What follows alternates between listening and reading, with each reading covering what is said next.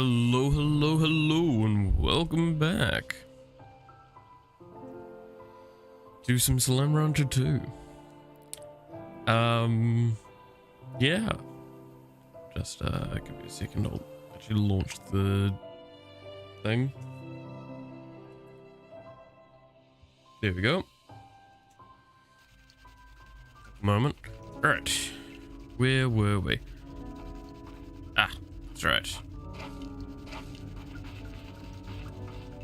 So, I've done a little bit of digging around since last time, and specifically, I apologize for that, sorry, the noise. Specifically on the actual FAQs for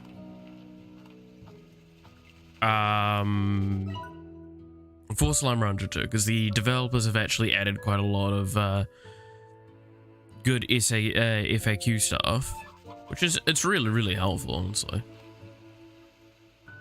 Oh Jesus.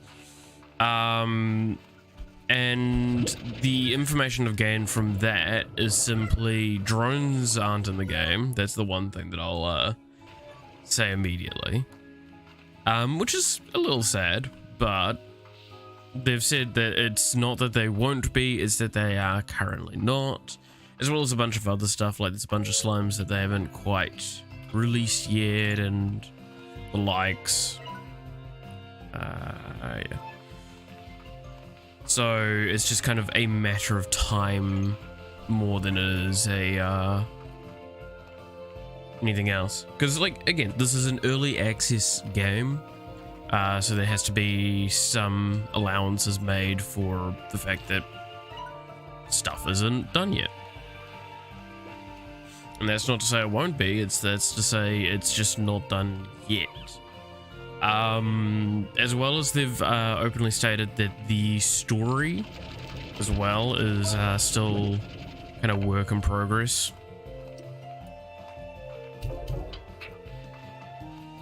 So what I'll be doing is I might try and reorientate myself once I get some stuff done, because again, drones won't exist, so certain ideas I had wouldn't work quite as well.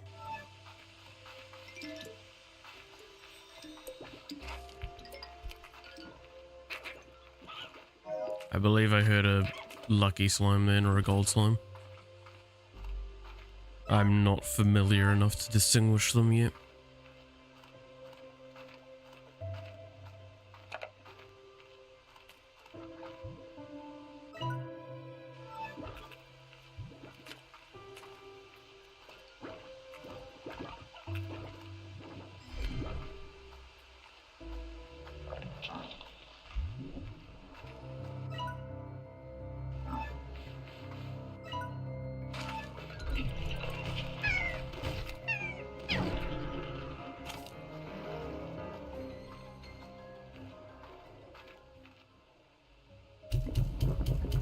There we go.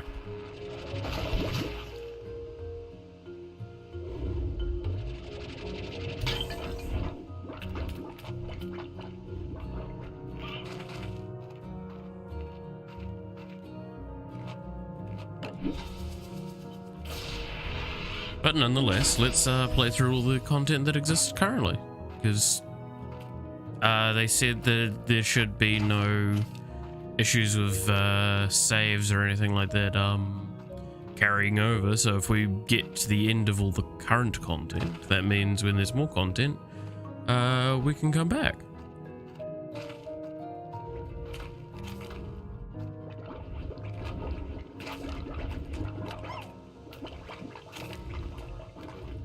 Okay.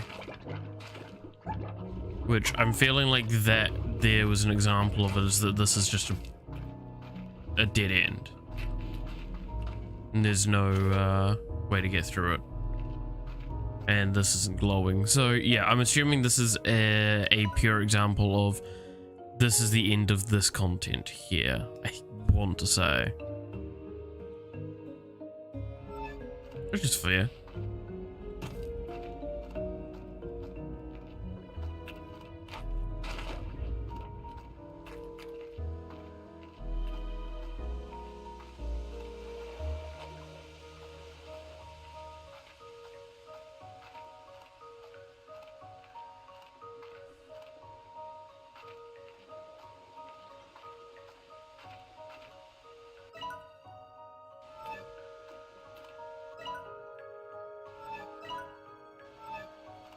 So I don't think there's any getting further than here at this point.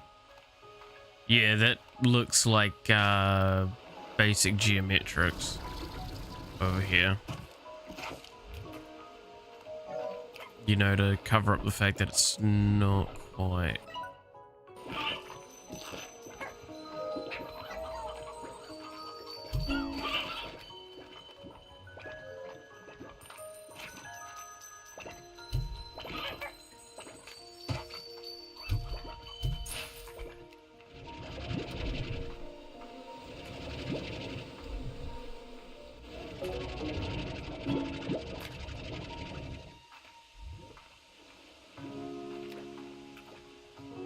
Angry bunny bees. What a interesting combination.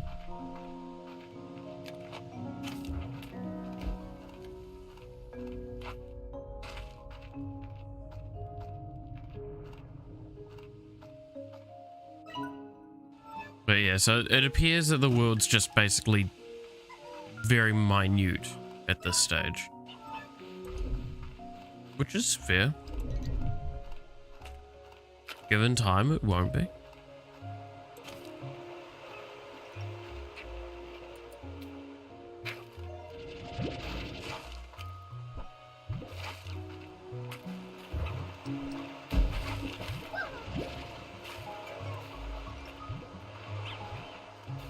That's right, I need to go find those bats.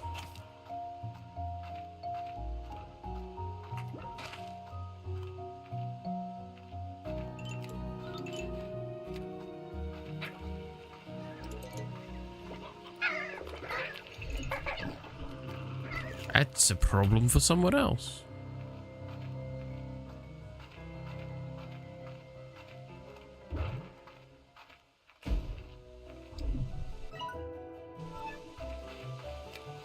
Were the bets on this one or on the other island? I want to say they were on the other island from memory.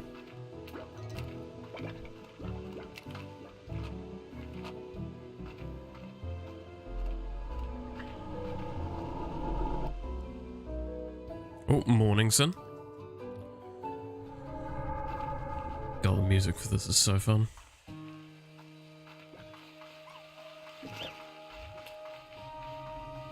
Oh, did they fix the... Yeah, they did. Oh. There's already been a patch out for this. Didn't even realize. I just realized that it's because the UI used to vibrate. I think I talked about it last stream. But there was a mild vibration of the UI elements. Oh, no, it is still there. No, yeah, it's still there. I was going to say, because I didn't remember there being a patch. It's just very subtle and you require to move to do it because it's not supposed to happen, I'm pretty sure. Pretty sure those things are supposed to be stagnant features. Y'all are getting fed. Screw you. I'll just toss these down here for now. I wonder if they actually fixed what was happening here, or if they know what's happening there and are going to fix it. Be interesting.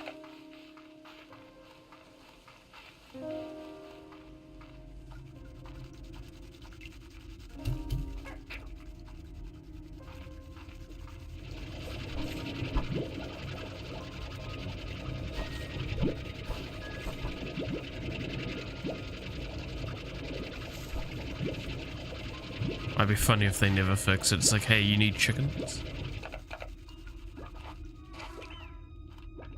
Auto feeder is here. Here we go.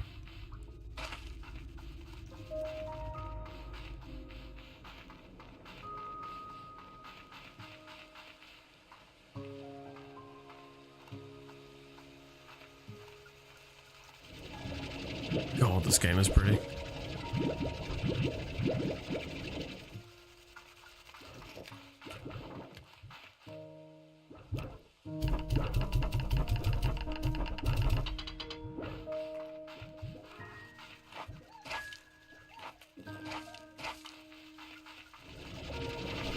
Gotta do all my farming manually. No drones available. Gotta do it the old-fashioned style with your vacuum backpack. See, back in my days, we didn't have Amazon drones coming to our weddings. I mean, what? Oh, sorry, that's government drones. What am I thinking?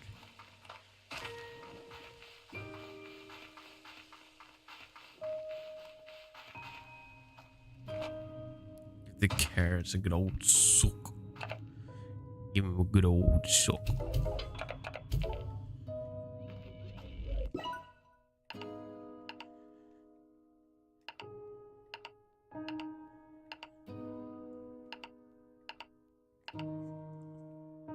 Alright.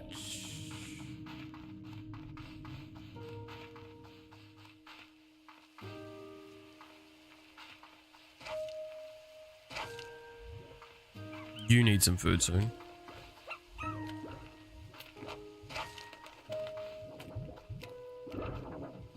Yeah, it looks like you'll need to just be fed a bit more often.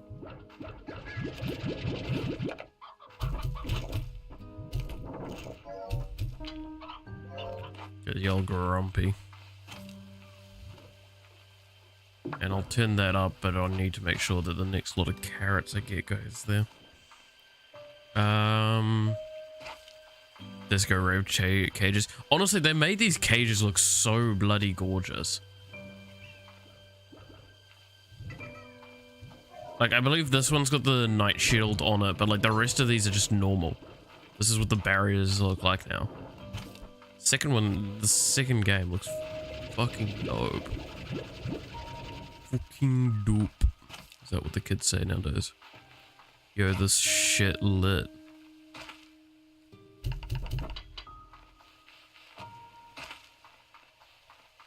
Honestly, like the volumetrics and such, that it's because they recoded it apparently from the ground up.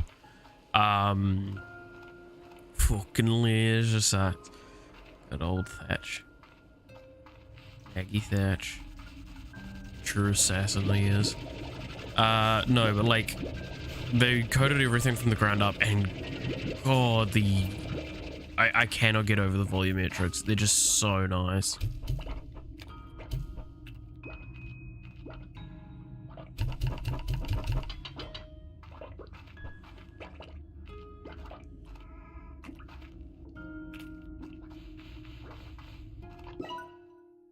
No, I don't want to buy anything at this stage.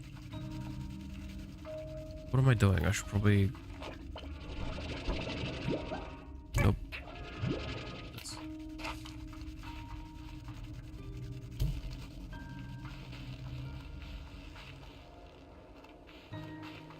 Okay, I'm gonna go...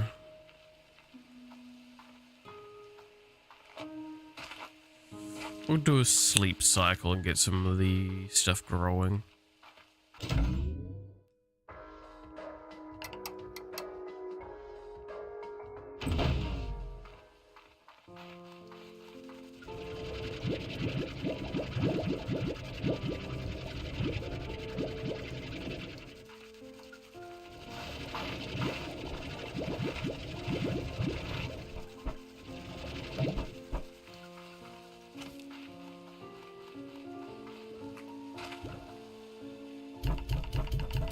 Alright.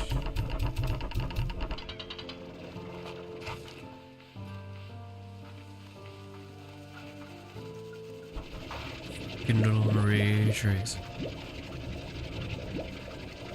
I'm pretty sure Thatch would hate gamers.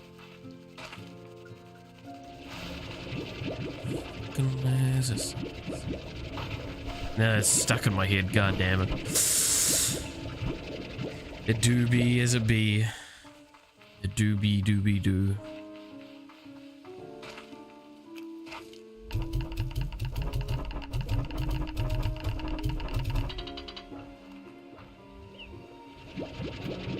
Alright, let's do a big old sell-off.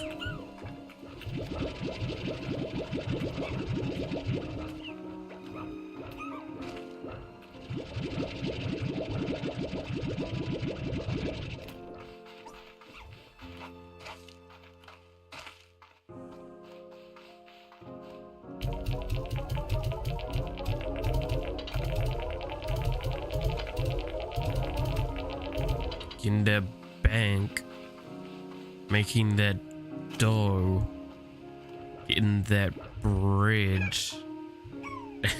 Do I sound like a white dad yet?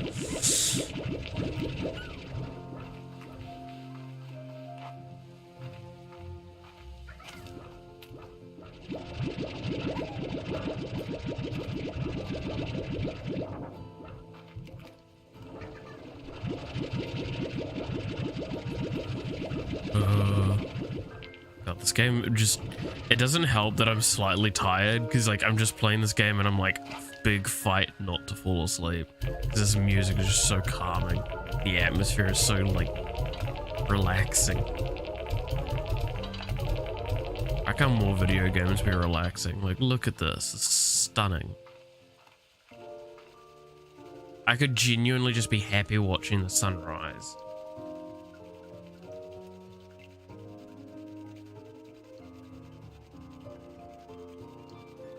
So pretty.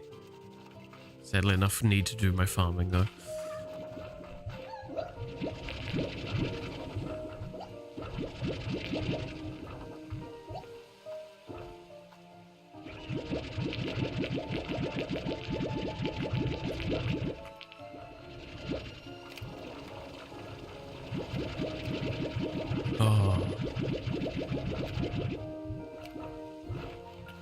Gotta rush TOF and Genshin before reset. True.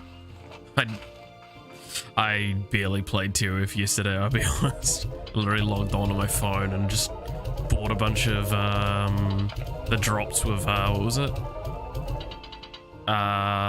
Just the stamina buying ones. Miners, whatever the bloody hell they are. The ones where you're gonna drop them down. You know what I'm talking about. Something, I can't remember. Point is, I just bought a bunch of them because I couldn't be asked using my stamina. That, yes, the beacons. See, I knew if I made enough noise, you'd understand exactly what I was talking about. But yeah, no, I just bought a bunch of them and did a couple of the other like little daily things.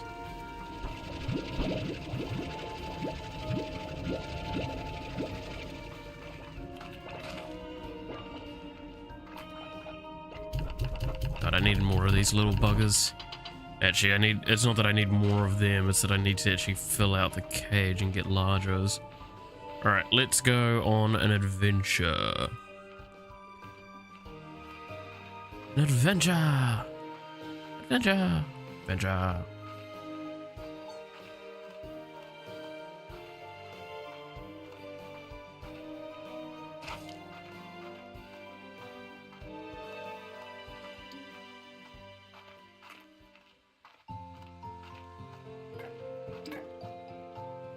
Okay, so I'll try and go for the northern teleporter this time.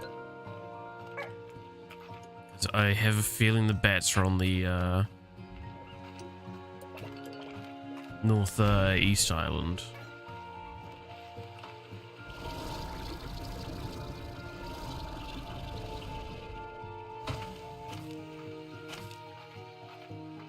Oh no, west, sorry. Northwest. My brain had a moment, jeez. Best not mix up in fucking east and west. East? I thought you said west.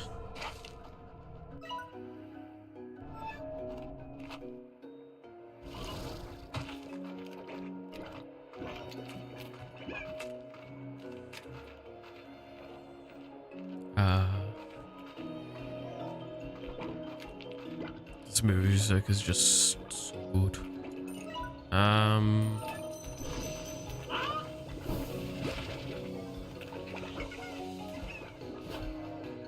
I don't even see where the bugger went.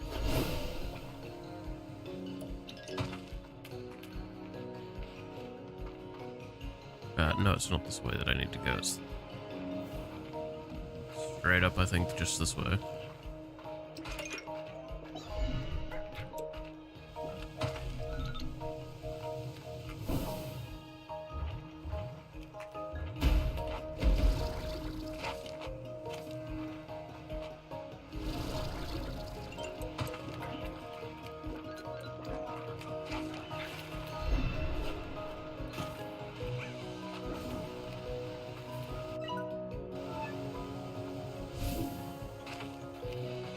Come on.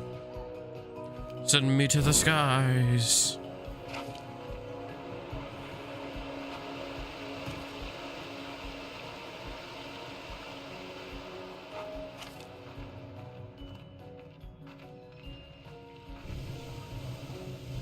Ooh. Hey, strange diamond.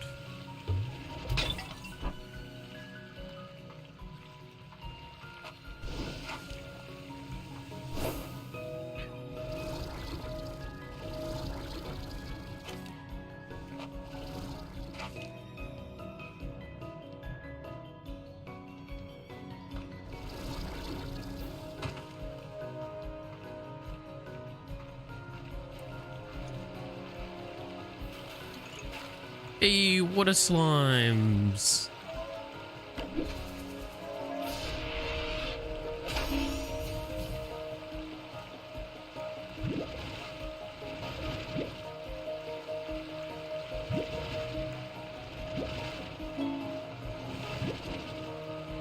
Puddle slimes, my apologies.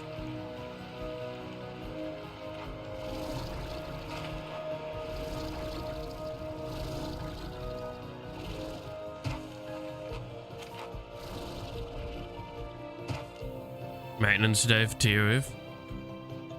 What are they prepping for? I don't think there was another banner coming out yet.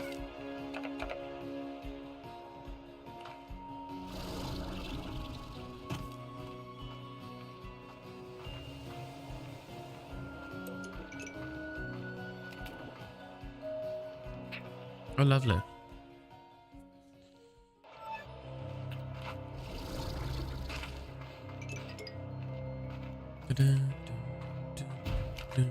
New event. Oh. Not sure what else. I'd assume new banner means new or new event means new banner. I could be wrong.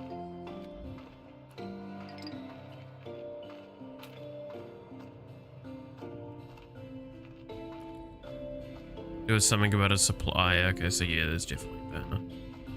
Do we know what banner though? Like what character it would be? Whoa. Hello.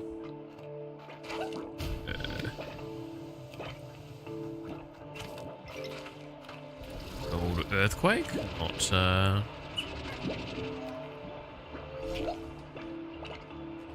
Oh, these are, crystal slimes. Oh. We're all gonna check for you. Donk up. Much appreciated.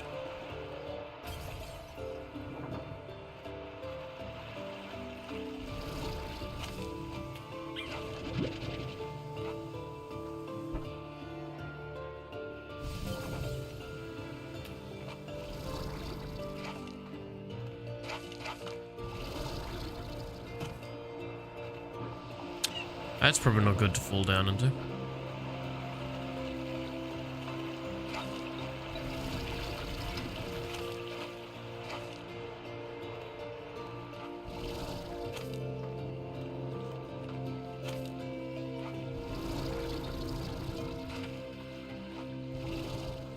There's a crystal Gordo here. Oh, there's some stuff up there as well from the looks of it.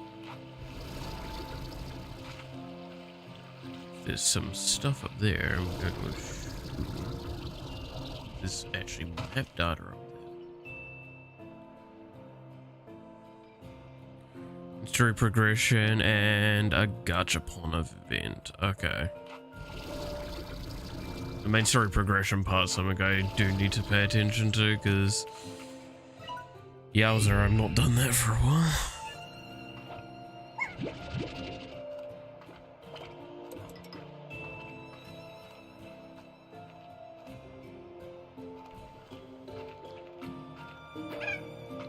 Maybe it's an excuse to do it finally.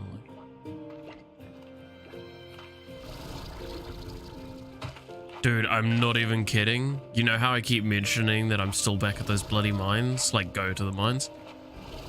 Yeah, I still am. Oh, story. Accessing gg.log.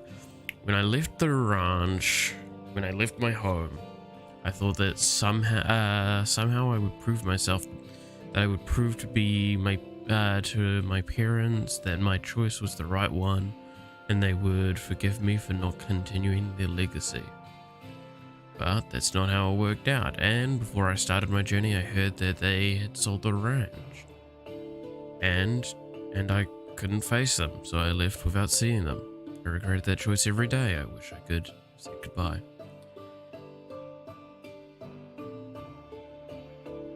That's not a good enough reason, I know what it is. That's fair enough.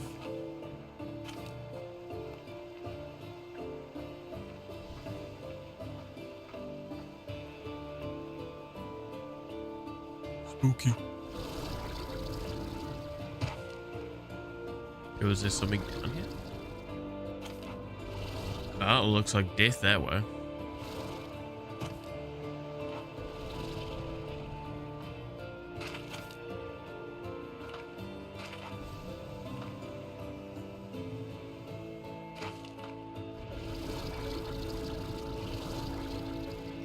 Yeah, knew it.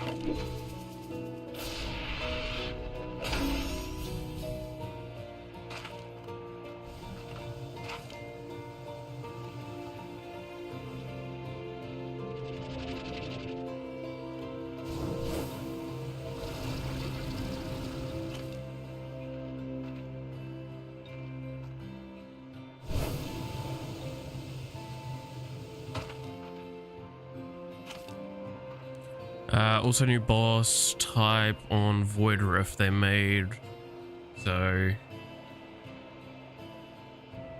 Oh no. I'll have a look after the streams, and you've definitely piqued my interest, which is probably not a good thing. Pomegranate.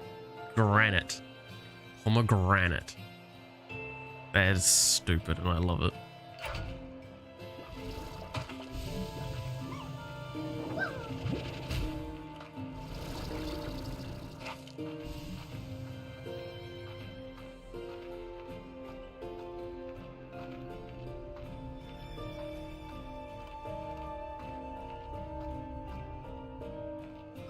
Right, where the fuck is I? Let's see. I have ways to go before I can get home easily.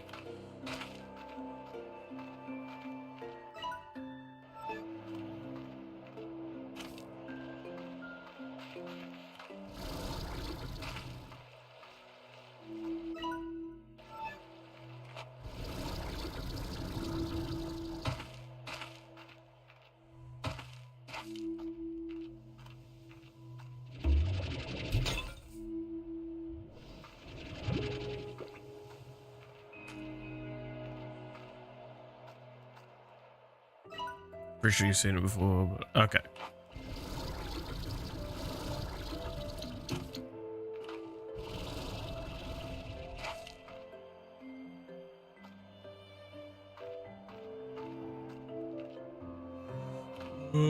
Yeah.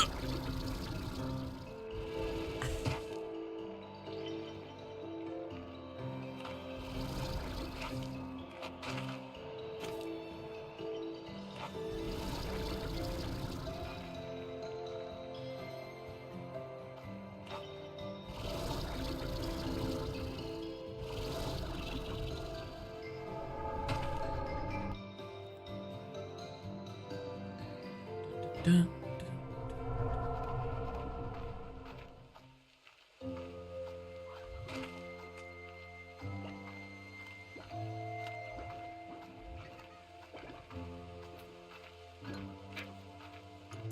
I will say the tar seems to be a bit more present in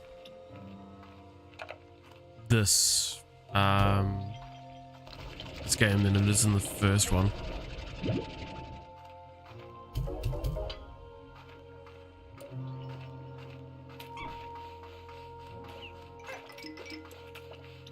Like, I've had more random tar encounters in this, definitely.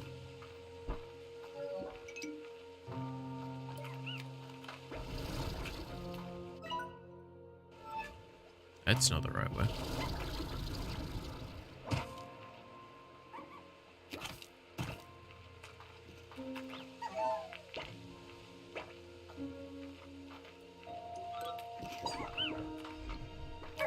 Still not used to traversing this place. Oh, there we go. Well, that's an easy way to know where to go back home. Seeing it. Right.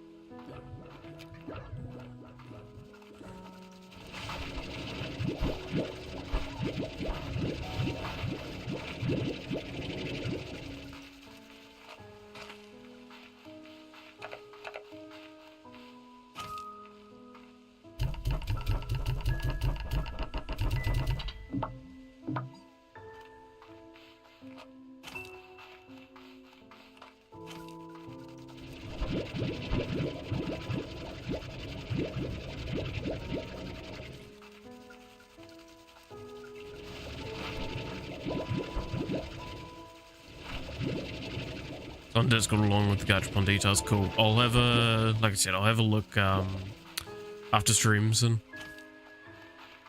when I go to lie down, because I'm pretty sure after this stream, just how I'm feeling, I'm probably going to actually fall asleep. Like yesterday, I just lay on the couch and watched a bit of Breaking Bad, but today, I'm pretty sure I'm actually going to sleep. The Gachapon costumes looking really nice. Oh, okay. So is the Gachapon going to be, in the roughest answer, kind of similar to the first one?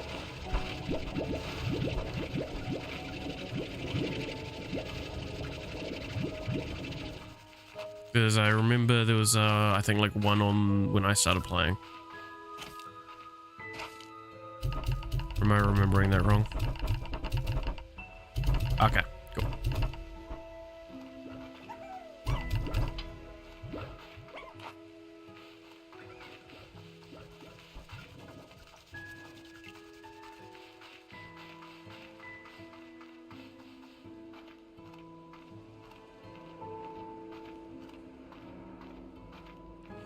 So now to make a weird combination that I plan to do for this entire time.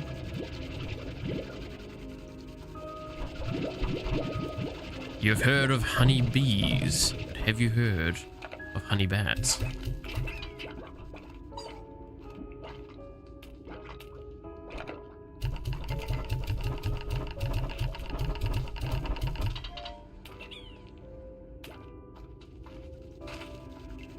Honey D's.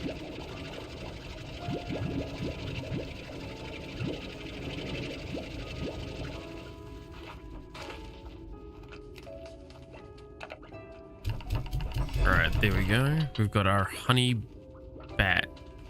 Those look adorable. Oh my god. Oh, that is very cute. I am very happy with that.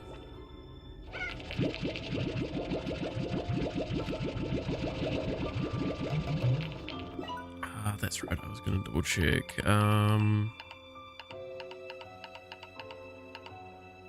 That is vegetables. Cool.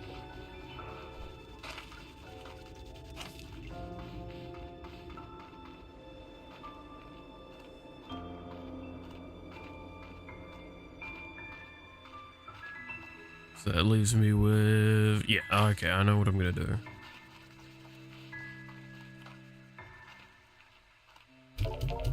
But first, gotta sell a bunch.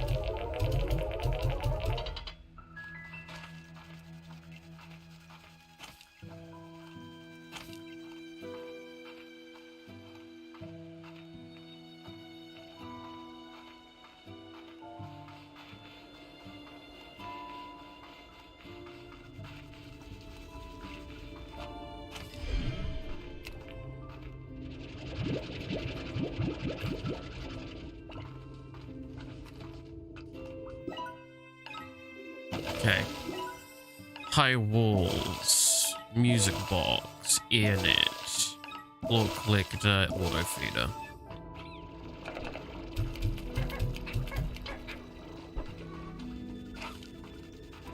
How many did I put in there? It's 5, right? 6. 6. So if I go grab 2 more.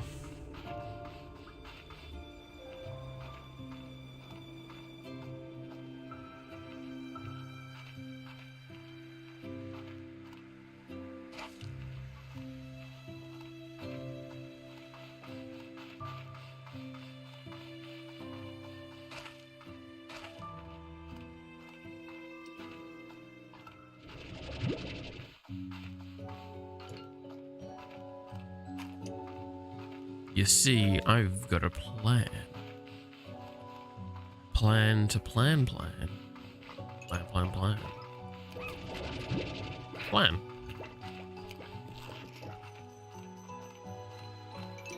Goddamn fucking special rare slimes turning up all the bloody time. Can't even fucking feed you.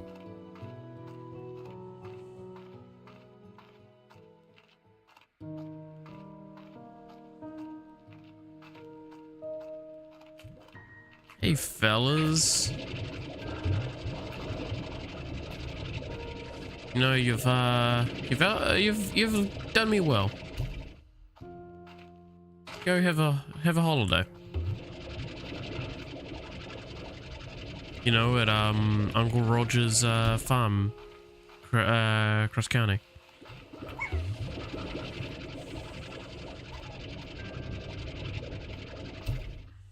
Also, I just realized if you actually go into this net, it's now dark.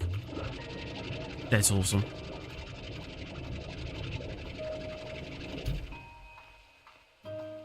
The fucking one that actually reduces the light level actually reduces the light level now.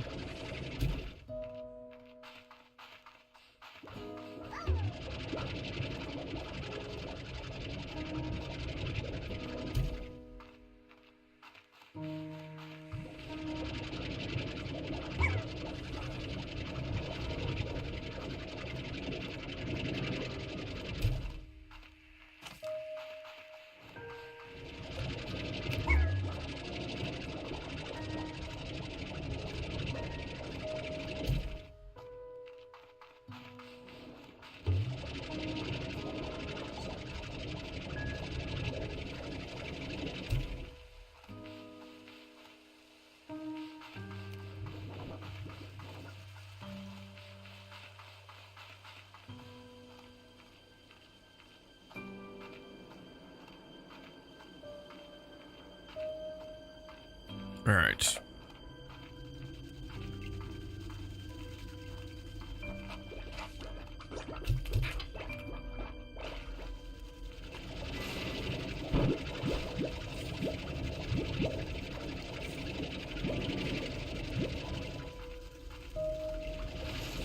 Now we feed these buggers a little bit, and we're good.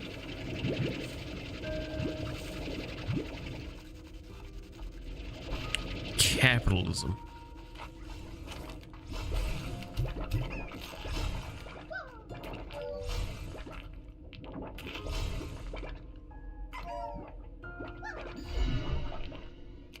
Ooh, that's pretty.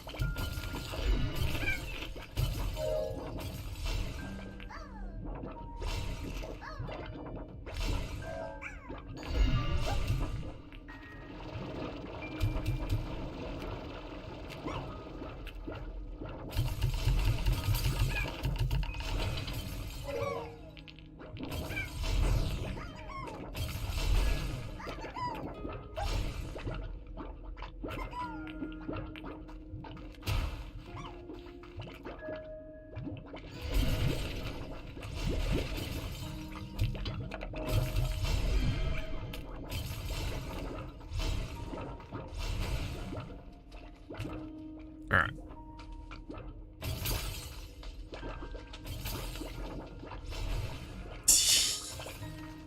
Oh, that looks so cute. You're a loud bunch over here. I feel sorry for the honey bats. They have loud ass The neighbors. You know what? No, there's a thing about closeness. Is this too close?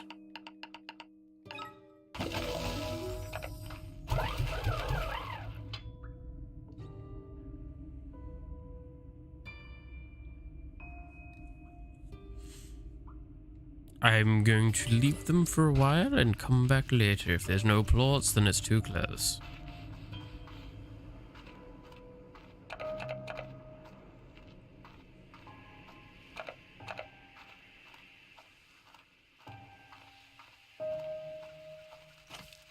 Okay, so now I need to devise what slimes go into that enclosure.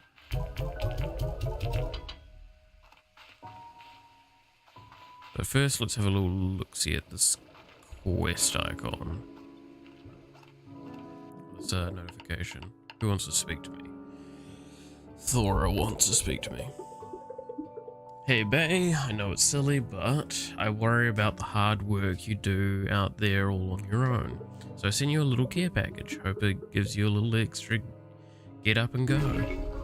A short palm. Oh, okay. Nice of it.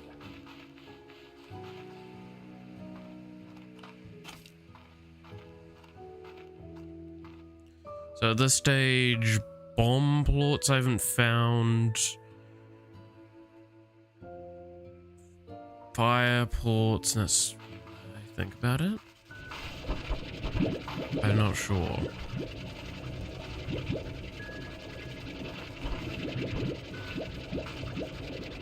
The other thing is I also know that they've said not all slimes are implemented. I'm wondering if by not all slimes are implemented is some of them on the board and not put in yet though.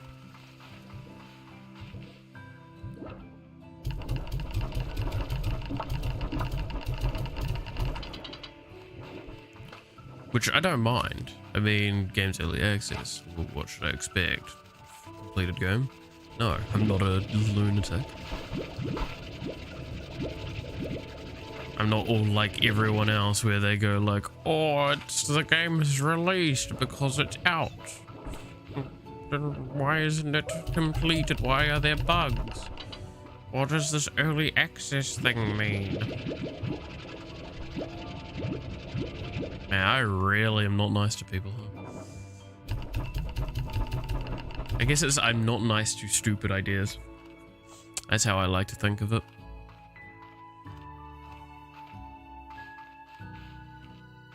My early access game isn't finished. Most like that's literally what they say when you launch the game.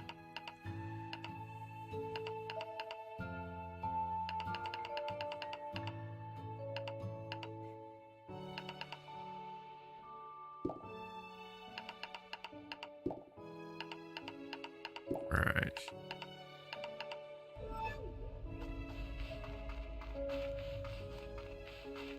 No, I'm sure they wouldn't put plots up here that they haven't implemented.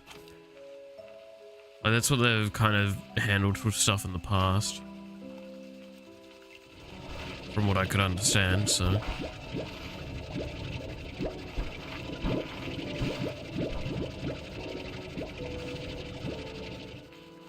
But yeah, no, I'm really excited to see what they do with this game. Because the first one was really fun.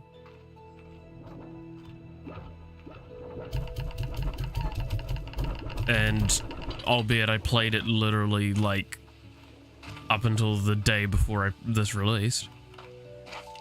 Paying less for an eventual full price game and complaining like it's a full release. I mean, that's the thing. They've also said they're not going to change the price of this. This is what you're paying for now is the full release game. But you're also getting all of the updates for free. And I'm gonna be honest, if you told me this was the end of the game, like everything I've done up till now, I'd say, yeah, it's a little overpriced, but not by much.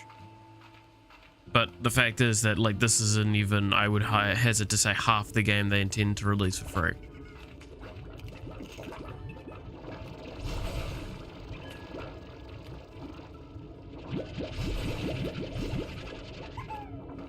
so I think there was still a crystal in here.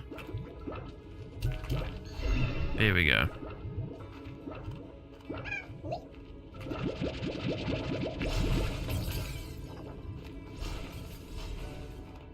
Okay, so they're not too close because they're producing plorts.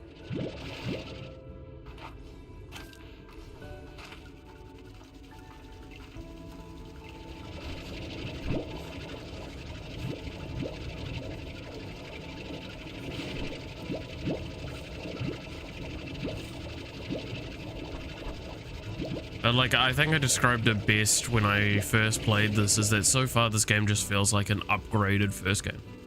Which, I mean, surprise, surprise, it's the second game. But sadly enough, how many times have you played a sequel and it not felt like that? I think that's the nice way of putting it, right?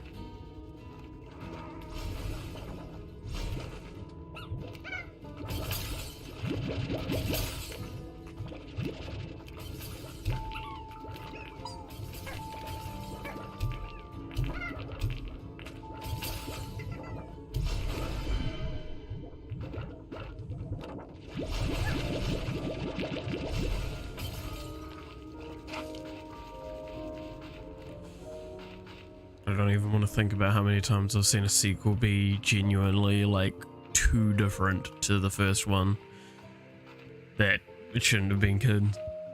Oh, pardon me, called a sequel. I mean, simple answer is Assassin's Creed.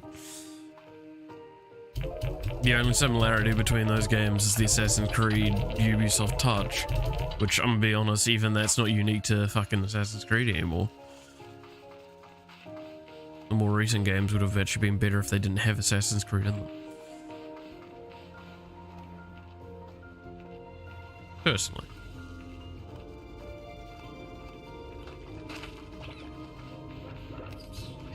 But people keep paying money, so clearly I'm wrong.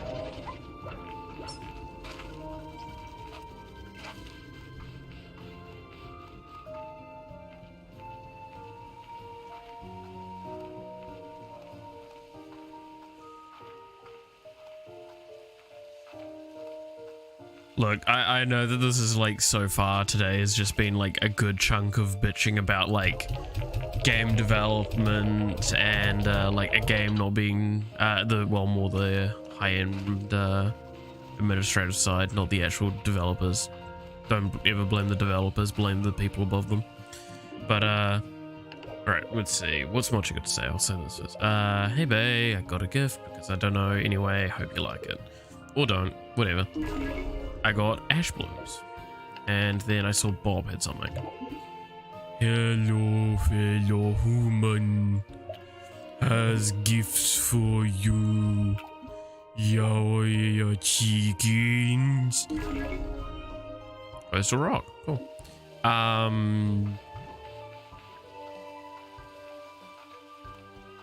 What was I saying? No, but like I know that a good chunk of today's been like just talking about that.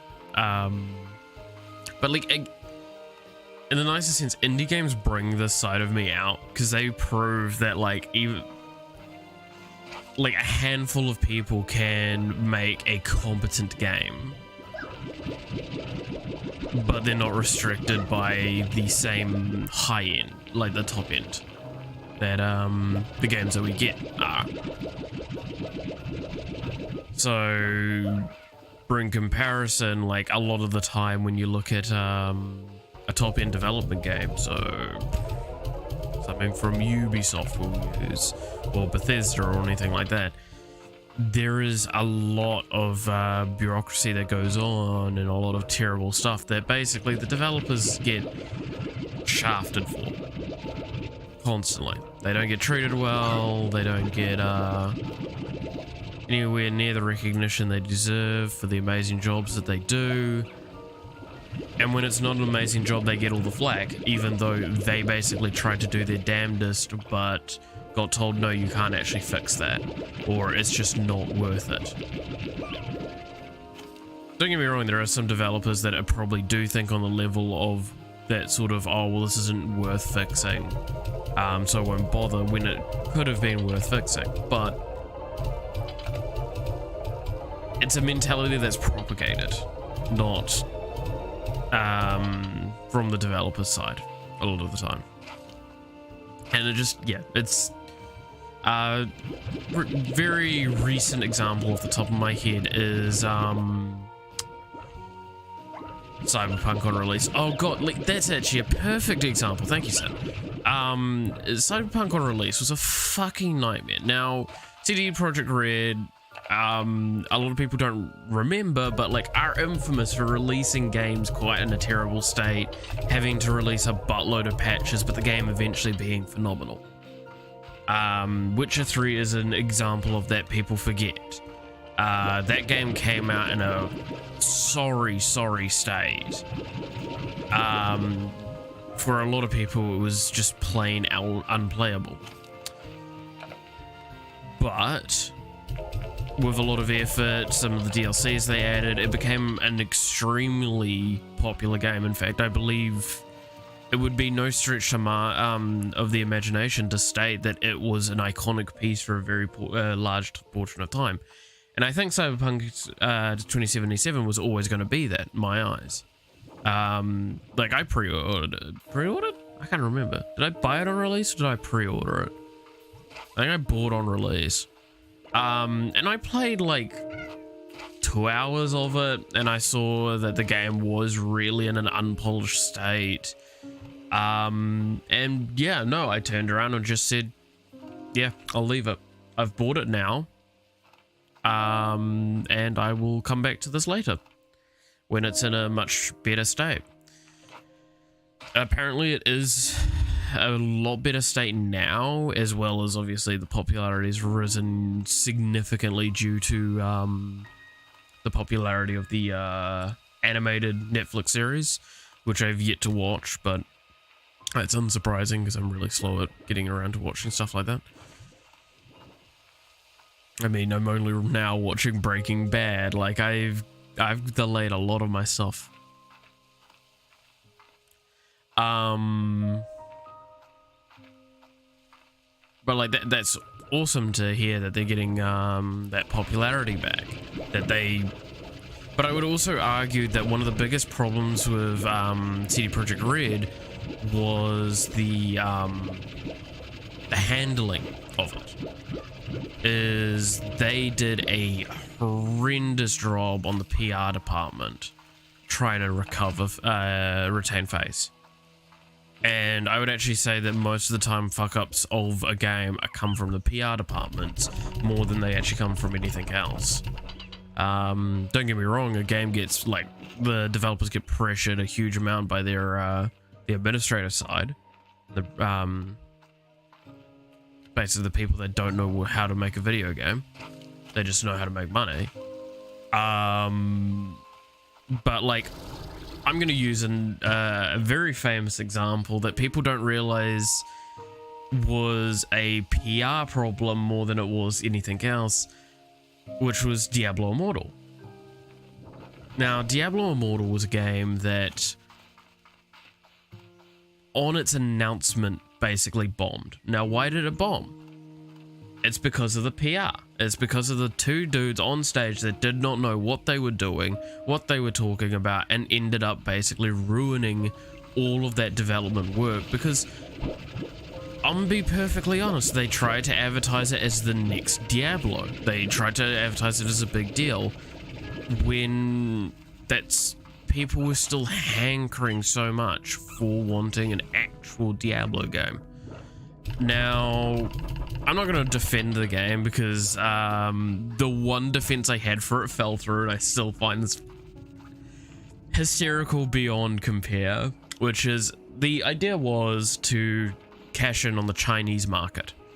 Because in Chinese mobile gaming, there's a lot of Diablo clones, and they are basically dominating the market over there.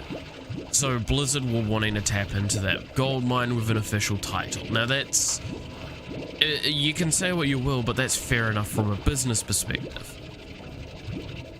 Again, but the problem with the game was that the Western audience doesn't care. And that's the issue, is that they advertise to a Western audience a Chinese intended game, and to top this all off, this is why it's lost its defense, it got fucking banned in China. So the entire purpose of this game, the entire purpose, was to make money in China, and it's been banned there.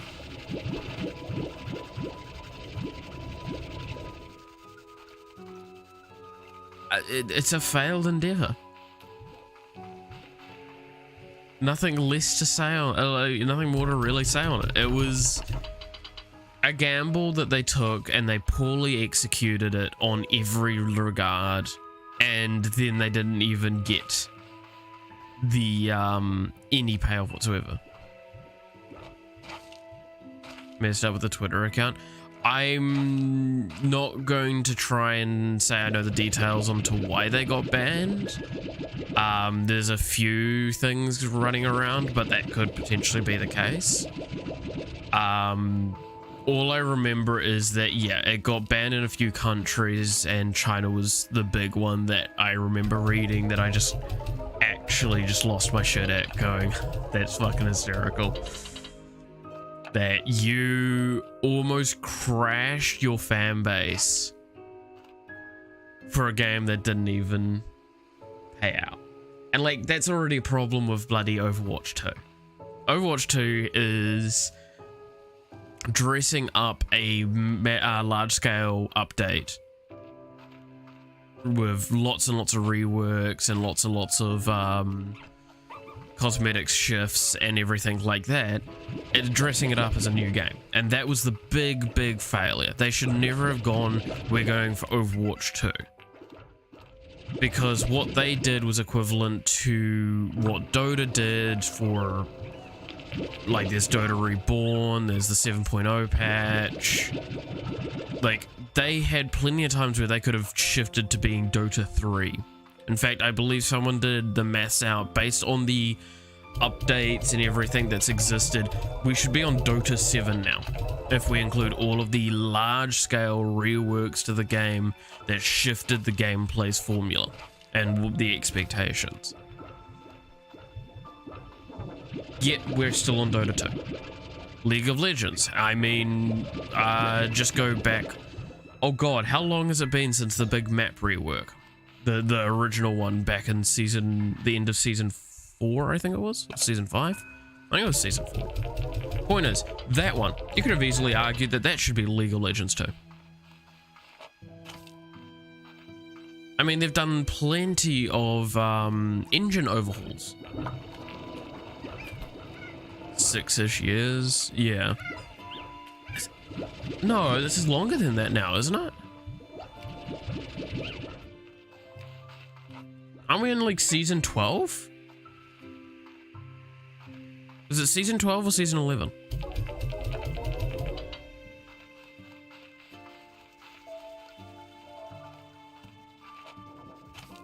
Fuck, my brain is really trying its best right now.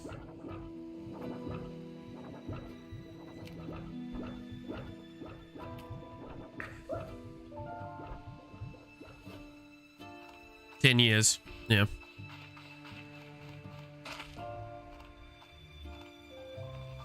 I mean, it's longer than I thought, but that's also, I was admitting, I was very ready to admit that it's been a long time. That's right, yeah, it's fucking season 15 now, isn't it? God, that's a scary thing to think about. Playing the game for far too fucking long then. But yeah, like, so that could have definitely been considered a League of Legends 2, but it wasn't. Overwatch 2 was a marketing ploy that again failed miserably. And that's no fault to the developers, that's just fault to the top end of Blizzard.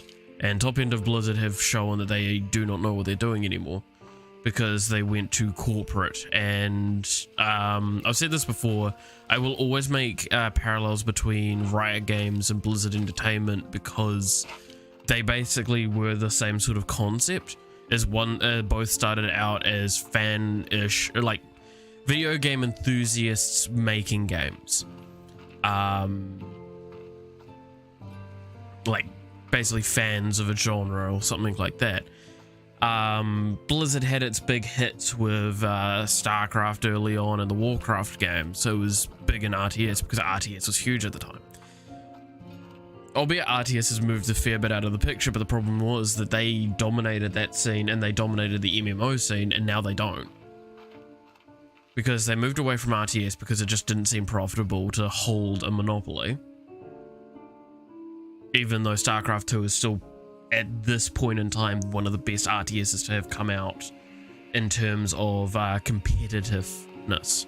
Almost all others have far too much clunkiness. It's actually got some of the best unit response there is. And it came out like 10 years ago.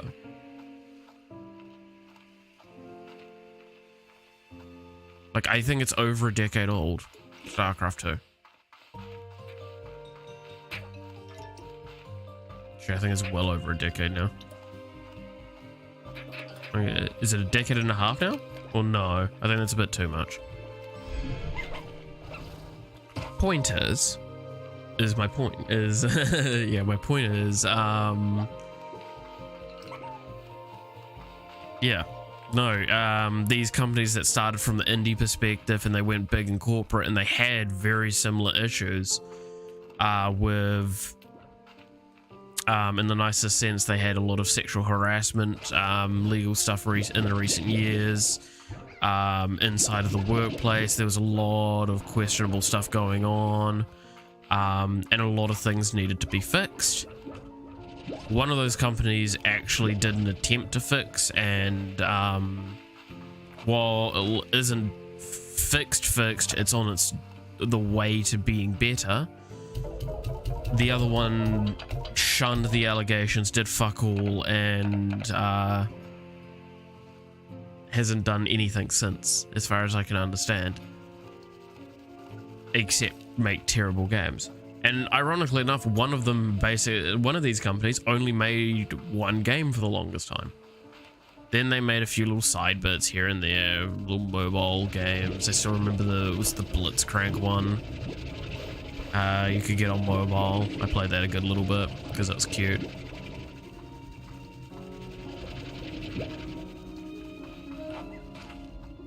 But you've got a company that, by all essence, has infinite money, right? Say what you will, but like they basically do. League of Legends is one of the best cash cows in the games industry in the modern day. They can kind of get away with doing whatever they feel like because haha money. And I don't think that's something to like fault them for, is because while League of Legends is in a terrible state of a game because the direction for philosophy seems to be inconsistent,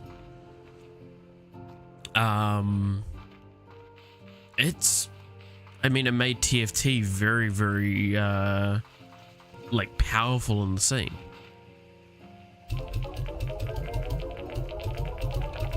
Also, I'm just doing this while I'm fucking going and running around farming stuff. It's actually very, very relaxing, but it's an interesting concept to still talk on. But yeah, no, so they've started branching out only recently, but the stuff they did is phenomenal. I mean, Arcane being in the last decade being one of the best animated projects done, in my personal opinion. With very interesting character developments and a very interesting story. And I really, really love that they did that. And it's pure and simply, they were able to do such a weird stylistic design because they're like, okay, we have an idea in mind. We want to kind of do this sort of thing. However, we're going to need a budget for that. Hey, Riot, how much budget do we have? Here's a check.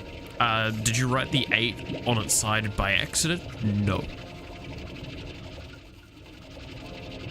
They were just able to throw money at that project. Like, they could. And you know what? They did. They threw a lot of money at that project, and goddamn is it a good project because of it.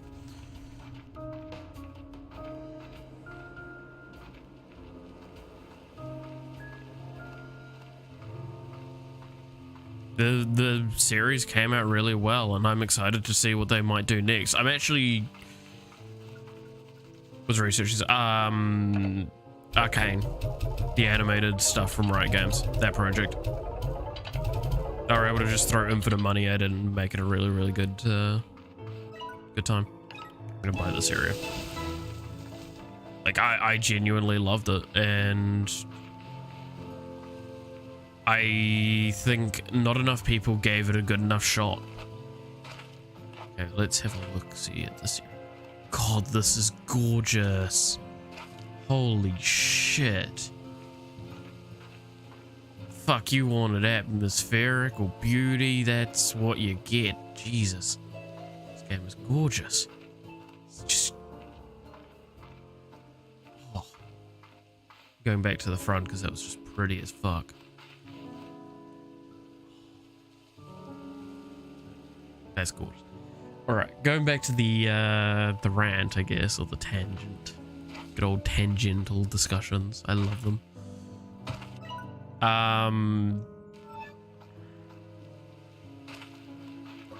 So Arcane had near infinite budget, and it was really, really good for that.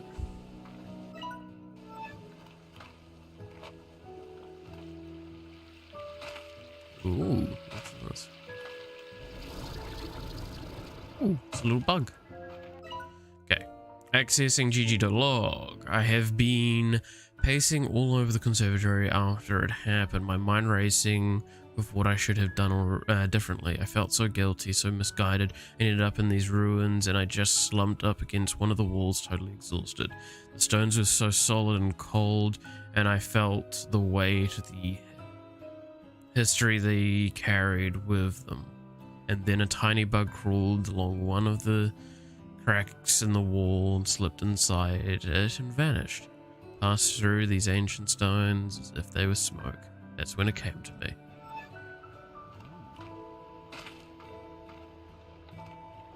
This is pretty. Fuck, where was I? Praising Arcane, that's right. As I always do. No, but like they've also got the other projects that they're working on at the moment. The like beat 'em up fighter game, which looks kind of interesting.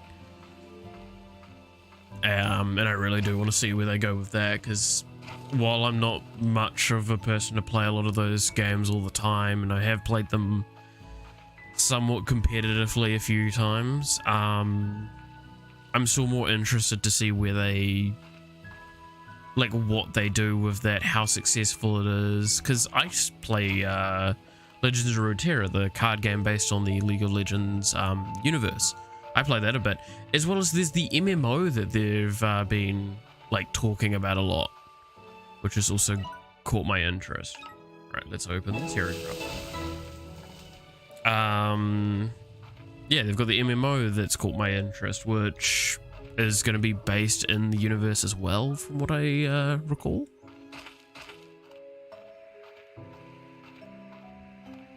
And again, that's just me sitting there going, okay, so you've got a company that's going and making a handful of really top tier games. Or trying to. And they're coming into the market pretty successfully because they're waiting, they're being smart about stuff, and they're getting a fair bit of work done. Now, I'm not going to dispute that they're still probably pushing their developers like bloody donkeys. Looking forward to what they do with the MMO soon. Yeah. No, I'm really interested to see what they do. As a MMO junkie myself, I'm always interested to see how the formula gets acted upon.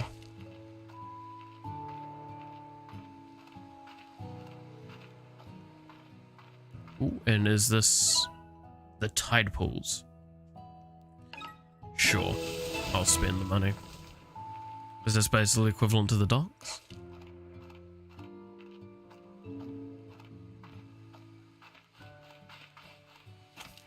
There's a little pool here. Yay, I was hoping that there was one. Like the natural pools. There's a way better one here. Ooh, I like this.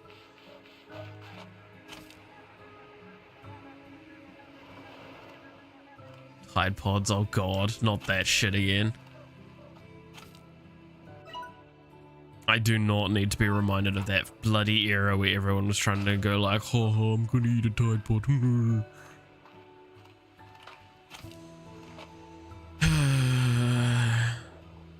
some regards, that was one of the few times I was like, you know what? Go ahead. Tide pod Chan, oh god. Oh god, let's not get into the fucking whole like where we fucking I can't remember what the term for it is, but basically anime girlified every single bloody character thing in the universe. That was actually, ironically enough, if you think about it, just before. Yes, that's right. Yes, because it was like the Jinka beam. But no, if you remember correctly, this that was occurring just before Corona came through, because I remember Corona-chan also being in the scheme of things. Right, accessing gg.log. I used to be afraid of the water. It felt like it was endless and would just swallow you up. I was only ever willing to dip my feet into the shallows, where I could see the bottom, see the extent of it. And now, what would you even call what I plugged into? Water so deep, plunged into. Water so deep, so endless, and that I may never see the surface again. I'm feeling sorry for myself again. I should go back to work.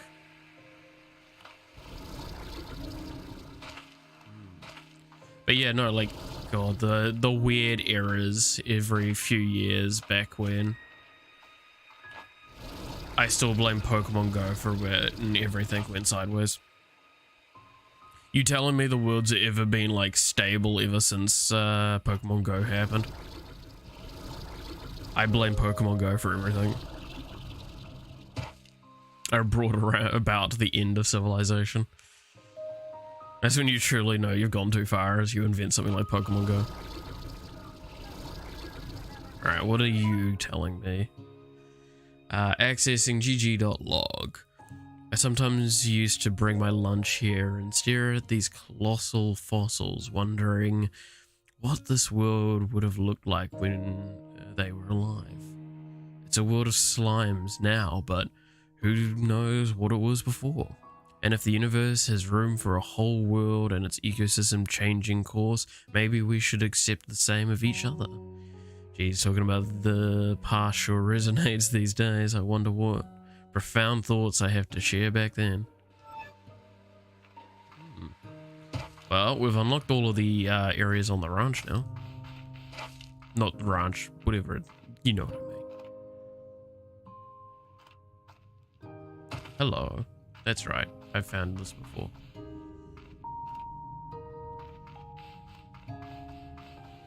Ugh. I kind of miss the days of like those fads and trends of slightly silliness. I mean, Ugandan knuckles and all that. Nowadays, I feel like that sort of stuff just doesn't occur anymore. Like, the fads and trends just tend to be less universally found and a little bit more restrictive based on your platforms, and I guess that's an example of like the growth of each of these platforms and environments. But like I'm very very disappointed in a lot of it, because it's just kind of, I feel like we're missing the fun that we used to have. Man, my old manness is really showing right now, huh? I miss the good old days. God, now I'm just reminded of fucking Sundowners quote from Revengeance. Like the good old days after 9/11. What?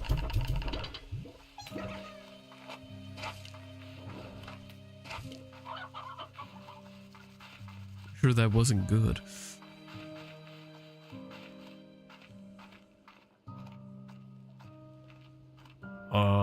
Okay, nice.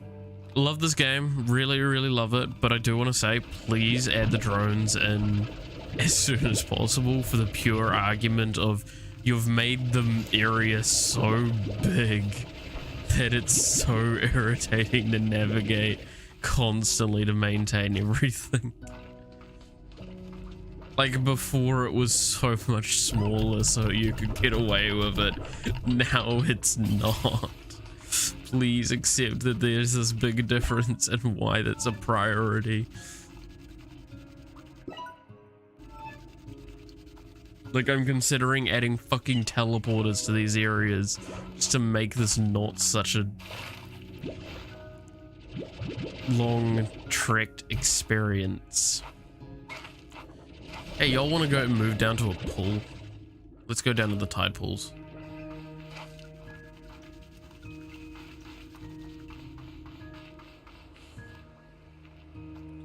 Oh.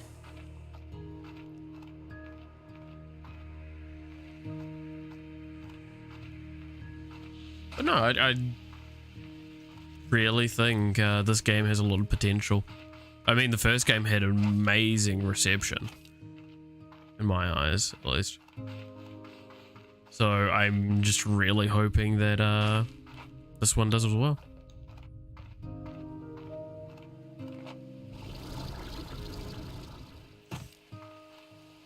Though, interestingly enough, I've not actually seen that huge of attention to this yet. Like, I would have expected a lot more YouTubers jumping on Slime Rancher by now. It actually looks very untapped at the moment comparative to a new release game that has popularity. And I would have assumed this game had a huge amount of popularity leading up to it. I mean, hell, my statistics based on... what's it called?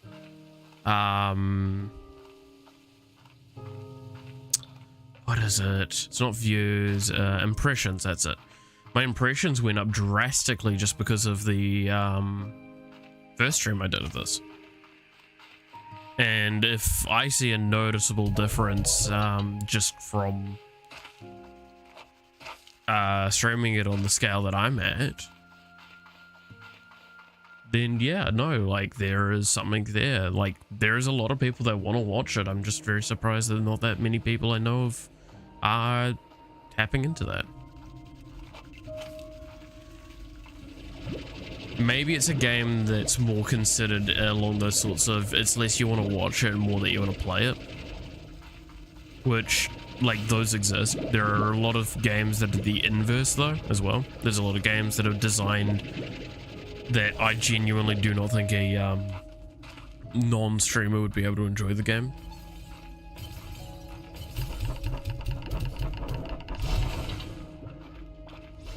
Which is fine. I mean, I don't see a problem. You're marketing to a very specific audience.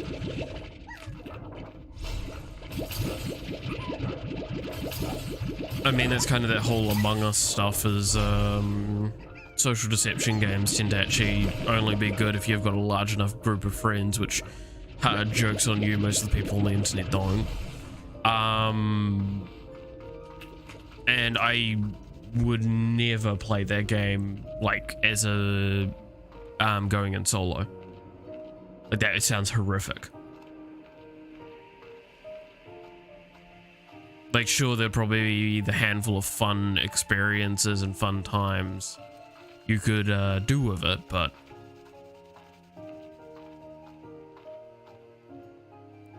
that actually just sounds horrific to me.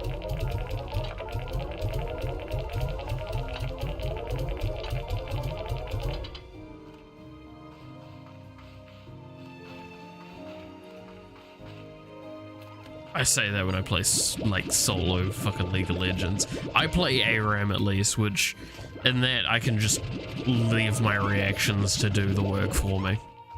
I don't have to use my brain. It's great.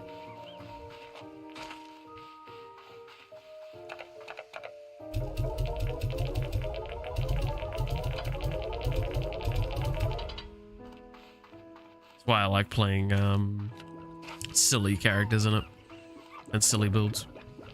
As Sin, you can attest, you love my silly builds.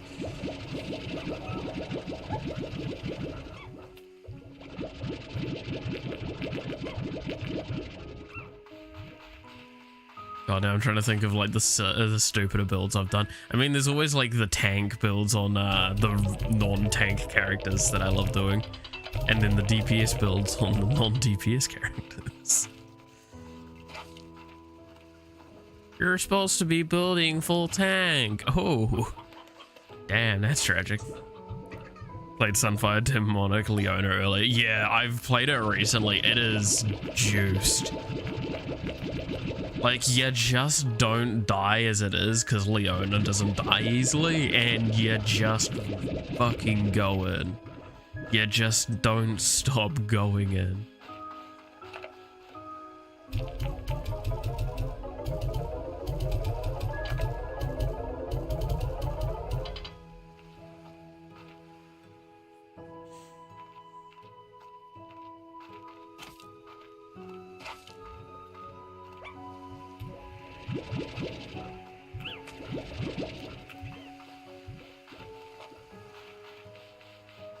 Best part is with the Leona build, you actually typically win before you get like a 4th item. Just because she's such an impressive character.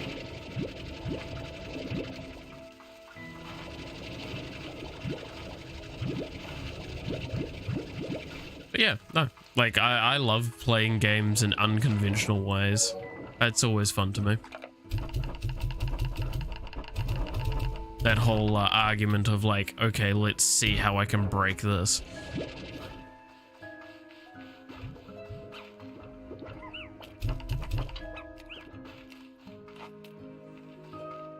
Like hell, I even played, what was it, the Sunfire Demonic build on fucking set and we won.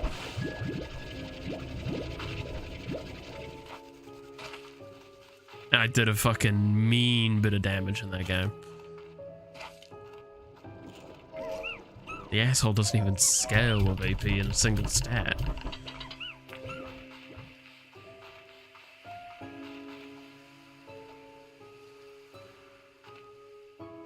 Okay, I need to figure out where do I explore next, if there is more to explore.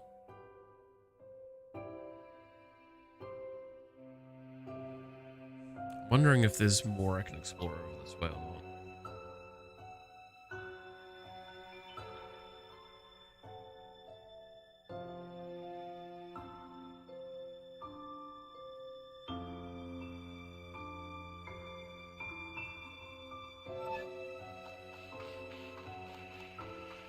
Oh, there's a message for me from Victor.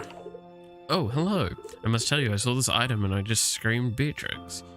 And that's how I realized I accidentally hit it with the science ray, but don't worry, everything's fine and very normal now. Anyway, I thought you should have it. Enjoy. Red Home Portal. Nice.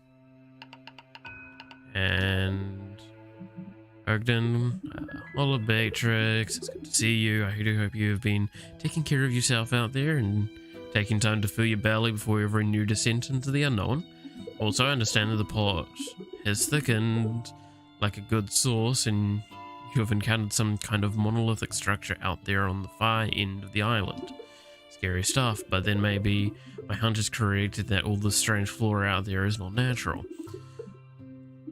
Something just doesn't add up here, Beatrix. All the ruins we've discovered across the far range have never looked as though they had harmed the environment in any way.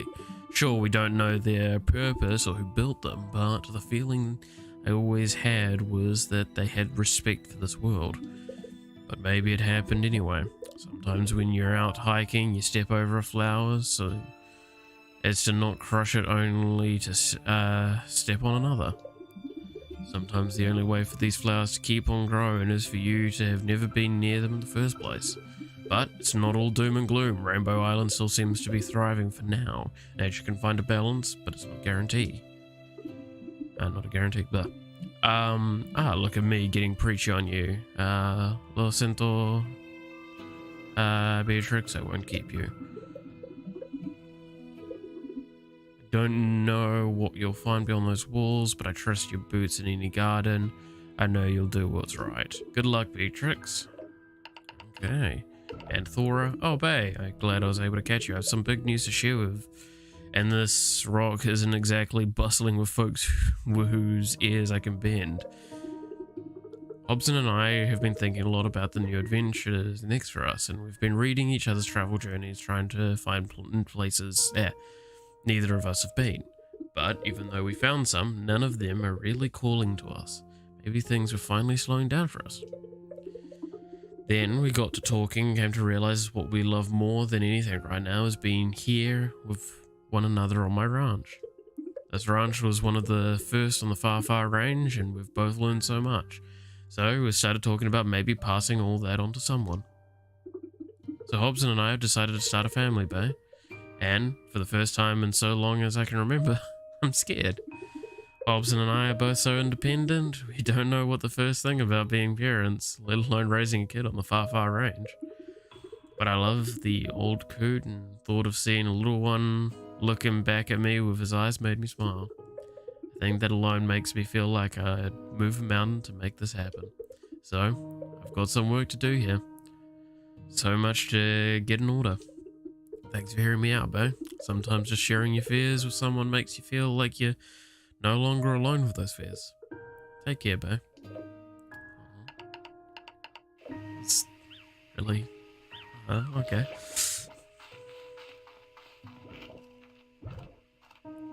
Didn't know I was gonna get my heart played with today. Good to know.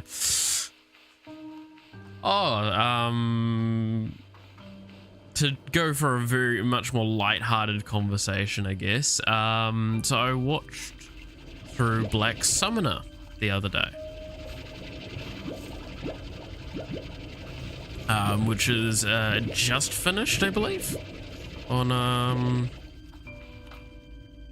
coming out, and yeah, that's a really good isekai. Like, I think it's been one of the best isekais I've seen in a very, very long time.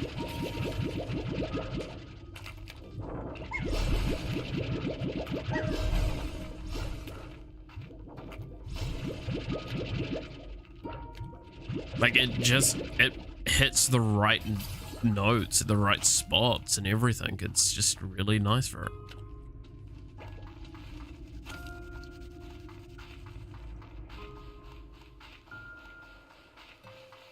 Like, it, ironically enough, one of the big praises I gave to it, and I'm not going to get over this because I do find this hysterical. One of the big praises I gave for it was the fact that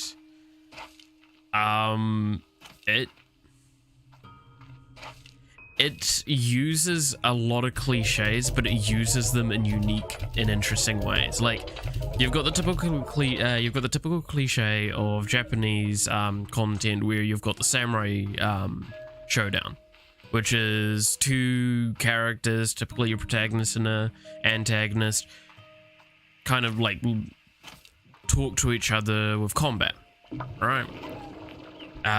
It's something that hails from medieval Japan, in the theory behind it, which is you want to find out if your target's worth killing, if they're anybody or nobody, so on and so forth. And it's a lot about that honorable aspect of being a samurai. State your name, state your business, and state, like, if you're actually worth taking the head of back to your lord. Anyway, this series managed to utilize that in different ways each time to make sense. So the first big fight where that happens is with a character that becomes his ally, which is he's in the title cards. I'm not gonna, it's not surprising for that. The next time is with a character that has a skill that he explains actually gets amplified by having a rapport with basically, the better you and your target know each other, the better the skill works. So him explaining his skill is actually him utilizing his skill. And then like one of the later ones is him doing it to some people that he uses it to train them. And then like one of the final ones, he does it because he lets the other person talk while he prepares his own attacks or deals with the other dude being a little bitch. Honestly, it takes that aspect and I really liked it. It doesn't even fetishize a lot of the characters like it normally would in this sort of setting, which surprised me greatly because Japanese content is pretty infamous for its excessive fetishization of characters, and like my heart actually broke a little bit with one character, which basically is the little sister character, because like her backstory is just tragic, and then when you see her in the bed with him, it's because of the stuff that's been explained, there's nothing sexual about it, there's no fetishization, it's actually just genuine, she's desperate for human warmth is the term I'd use. And that really got to me. Like I was like, damn, I'm actually quite okay with this scene. That she's curled up with him in such a setting, because like normally I'd be quite quick to go, oh, for fuck's sakes, but that one actually did it well. And then like the people that actually want to be around him and all that sort of stuff, it's through actual reasonable adoration, not he main character, so I want his PP, which you're gonna tell me that's not like the basic argument for most isekai stories.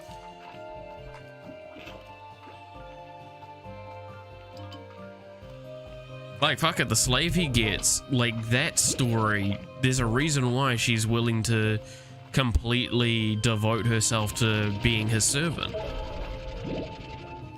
Saved her from a lifelong curse that harms people, not herself.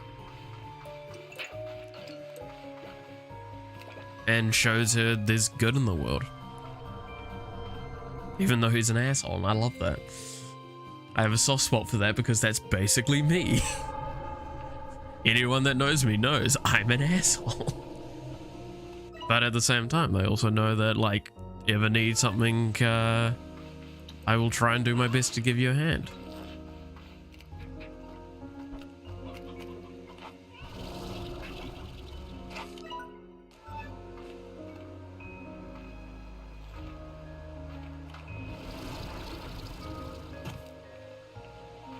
Hell, Sin, you can attest to that. It's been a good few times I've tried to do my best to give you a hand in certain things, which normally work out. I mean, I still remember I tried to help you with, what fucking was it? There was like a, was it the Evangelion, what's it called? The, Spirit of Longinus, I think you had as a thing for one of your models you bought, and it was slightly bent, and I utilized a couple of techniques to try and help improve it, and I think it came out relatively alright. Because I remember you were extremely upset about that, and I was like, well, I'm not going to leave you just fucking upset like that.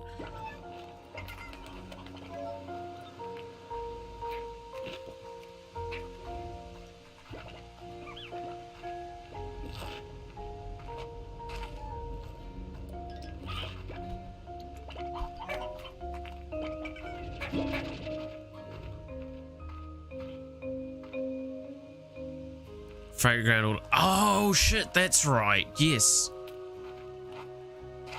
I have not been here before. What the fuck? A gay bulge, yeah. So it's the gay bulge.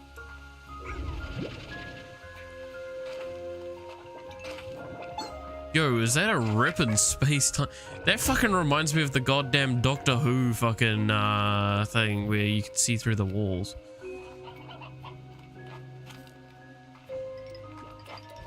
Fuck.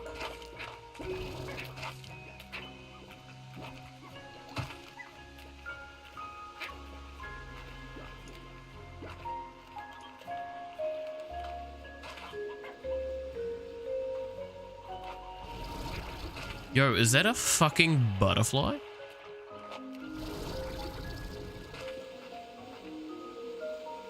Yeah, that's a butterfly slime. It's at least a Gordo of it. I assume then that means that there is some of those somewhere. That is very pretty looking. I want.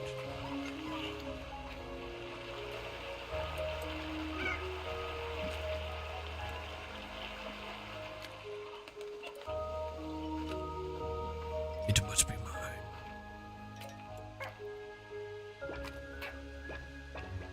Oh my god, it looks... What is this?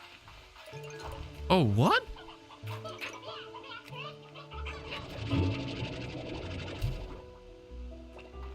Okay, so that's the Flutter Slimes.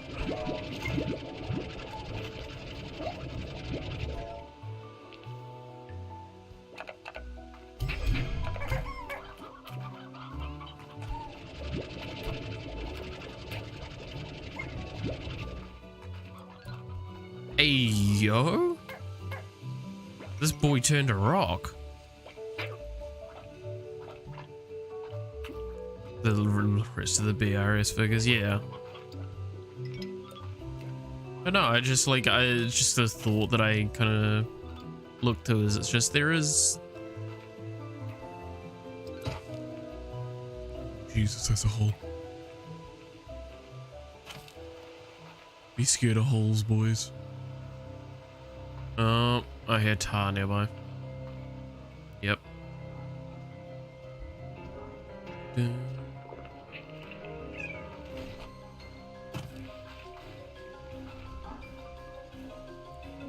Every hole is a goal, but is every goal worth it?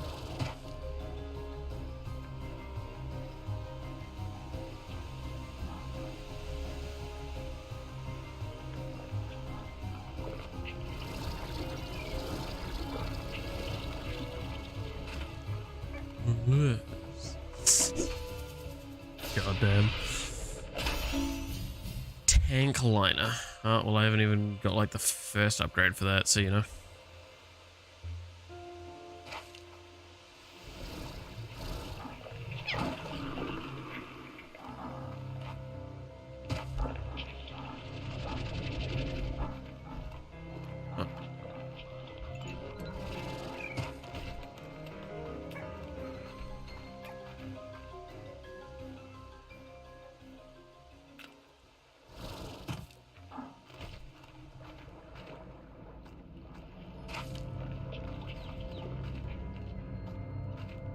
Oh, well, here's another little Gordo.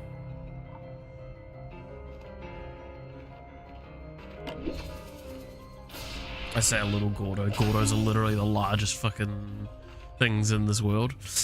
It's little.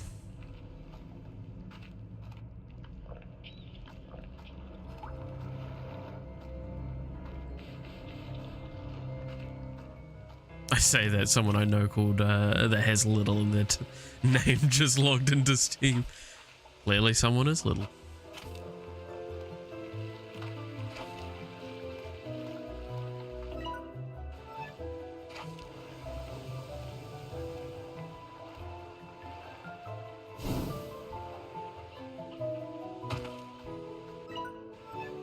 I need to find the map data for this area. Badly. Oh, hello. Story stuff.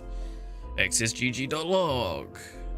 I used to start my mornings with a jog along this path. It felt so great to feel the sea breeze as I make my way to the hollow trees ahead. Sometimes I would even come back at the end of my day and watch the sunset.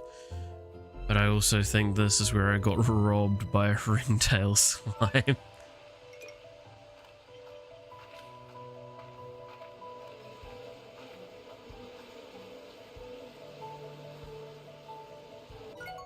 For some reason, reminds me of a workmate who is young tattooed on his arm. Oh no. Fucking yikes.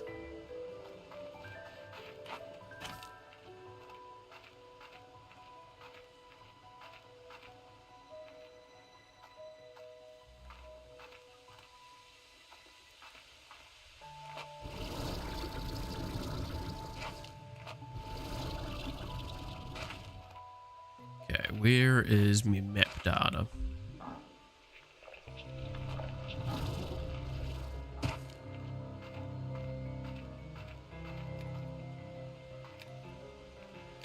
So dim slimes turn to stone during the day, I'm guessing? Oop, there's the map data. Found it.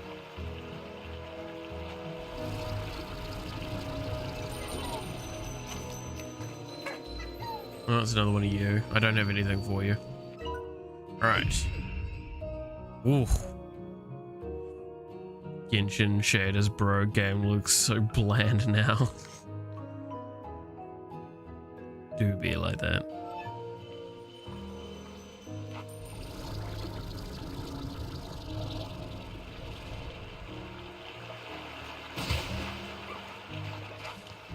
Okay, now I gotta find a way of getting up to this giant flutter slime. Oh, this is a simple answer. Hey yo, bud. Now, why is there a rip in space-time behind you?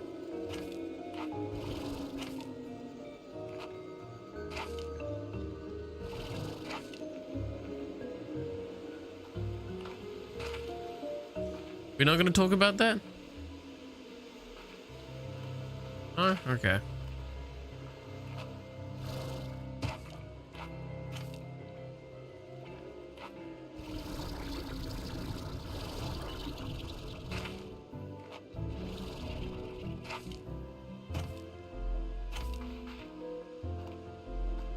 It's a surprise content that shall help us later.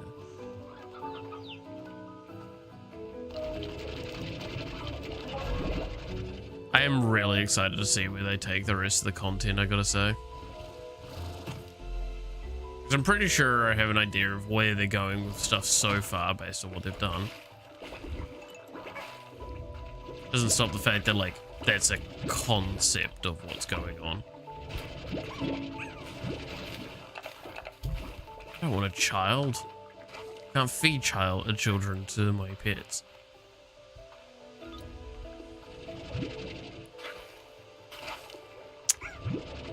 Well, there's our out of context quote for the day, I guess. Before Dalek slime, oh for fuck's sake. Dude, make that a skin, guys. That would be fucking great.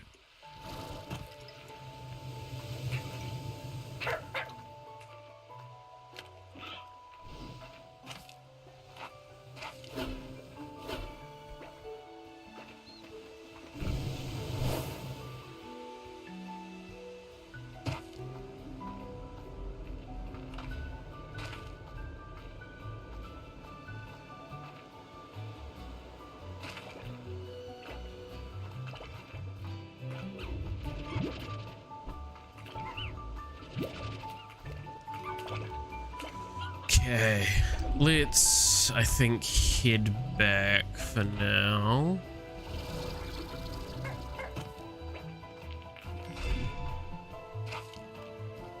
Got hunters and we've got flooders. So we haven't found a way of obtaining, like, the ash and such.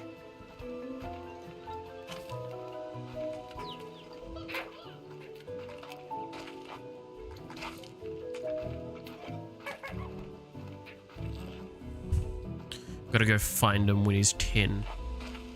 Kidnap him before he leaves Pelton Town. Seek embers.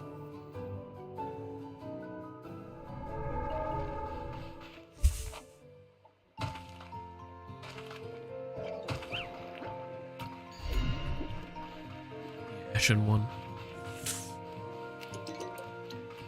Good old, I'm actually wondering if I will ignite the flames. Bonfire lit. That will yeah, no, I was about to say, like, I'm wondering if I'll ever play another From Software game. Because I'm not going to play Elden Ring, I don't think. It does well, does good for what it is, but like, I'm gonna be honest, maybe I'm in the minority with this statement I'm about to make and I'm gonna get in trouble for it. But hot take, I think one of the best From Software games that they did was Bloodborne. Like, that game was really, really enjoyable. You can touch grace.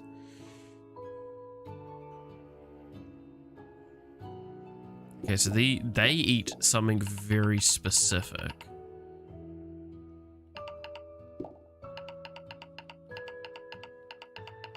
And I don't think I've sucked it up. I saw it, but I didn't suck it up.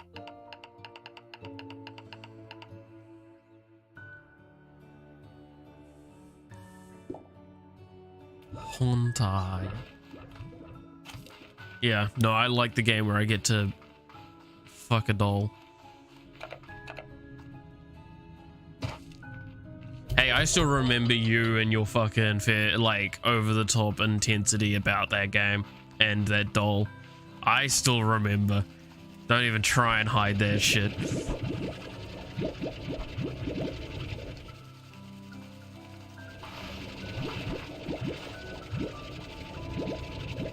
Pepperidge Farm remembers.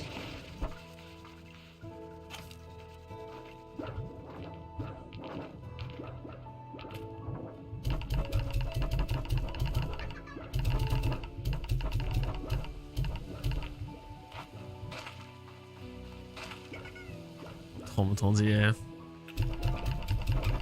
True. That is true. You do have a thing for them. Let it forever be known on the internet that Sin has a fetish for automatons.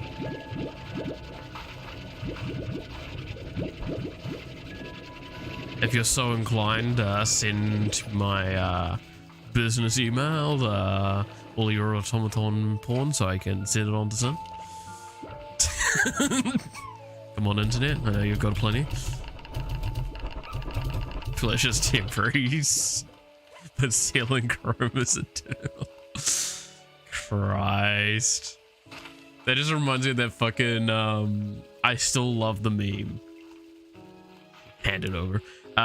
From fucking Maxor with the Doom Eternal one, where it's just like the way he leads into it. Oh, fucking it's, what was it, like, woman are temporary but love is eternal.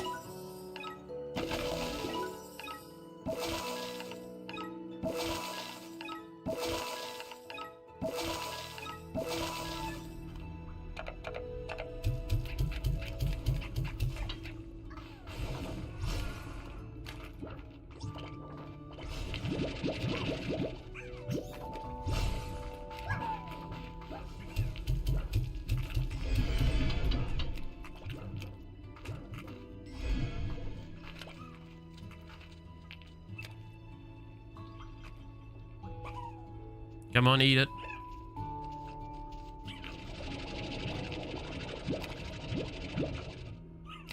You eat this. You eat this one.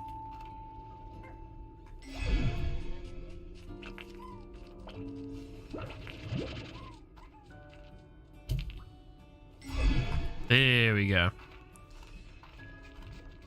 Now we have honey butterflies. Honey flies? Sounds like I'm having a hard time explaining what a bumblebee is.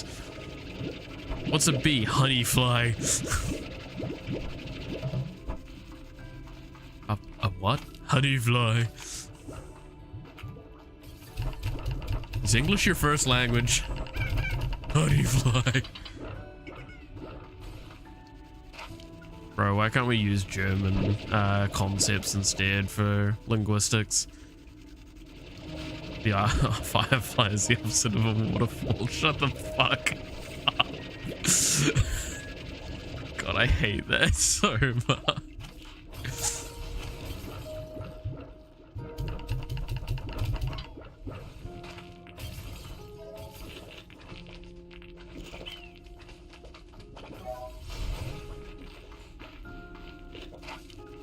Firefly is waterfall, but backwards.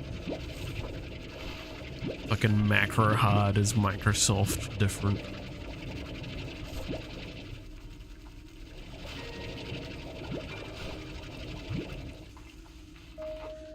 God, end me.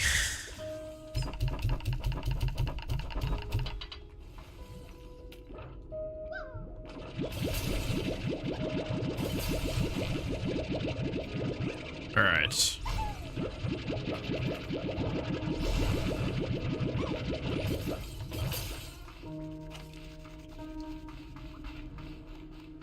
I'm gonna need some more chickens, and I need to figure out what I'm mixing my hunters with.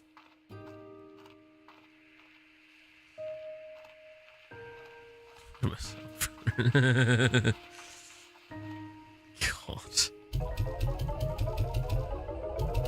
Oh, bro, remember that fucking one? I can't remember even the game, but he made a pun out of the game's name when it was basically getting officially scrapped. Like, in front of the head developer, and you're like, dude. Dude. There is a time and a place, and this is neither.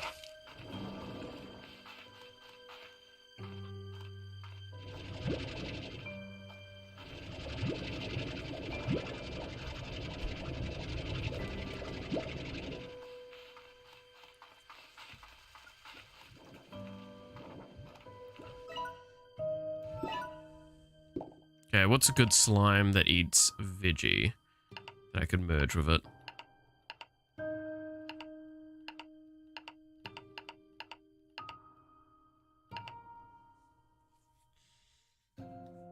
Crystal slimes do actually eat vegetables.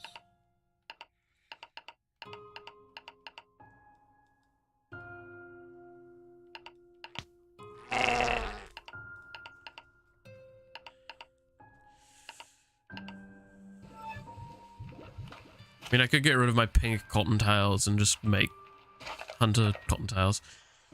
Hunter bunnies. That, now I just kind of want to see what those look like. But no, I want a better combination. What's a better combination? Explosive hunters. Now that's that'd be interesting.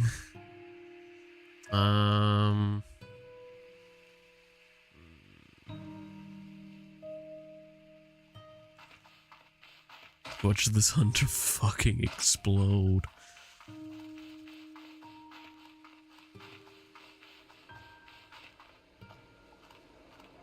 Hunter. That scythe was still one of the coolest weapons ever. Changed my mind. I mean, bats eat the fruit, so maybe I change out honey bats for hunter bats.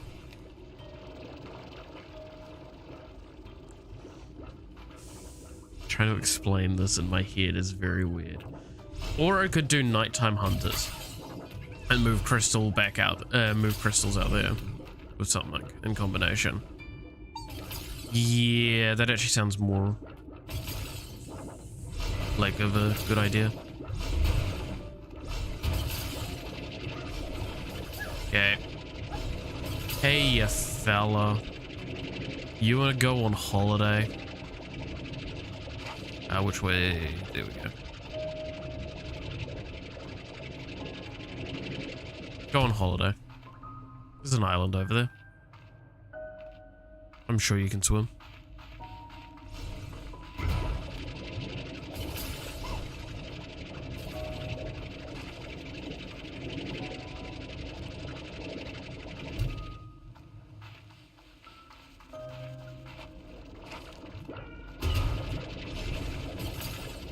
God, I'm losing so much health for this. Alright, let's go.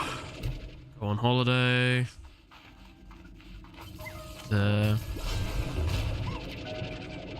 farm upstate. Uncle's farm upstate. I'm sure he'll treat you nice.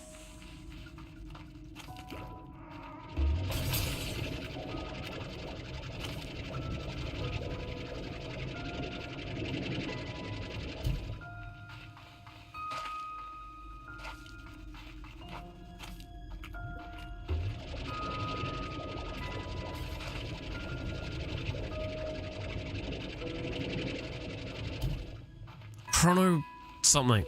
Now I'm just remembering the one I was referring to. It's like maybe they'll get a chrono break or some shit like that. It was like, what the fuck? Now I think I remember it. God. Like, how much of an asshole you gotta be to do that shit in front of, like, the kid developer wanting to, that there's already basically crying. Already dead.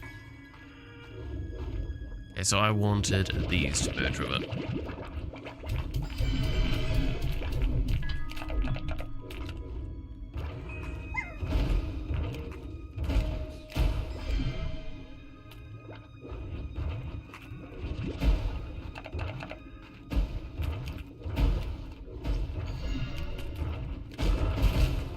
You all upgraded?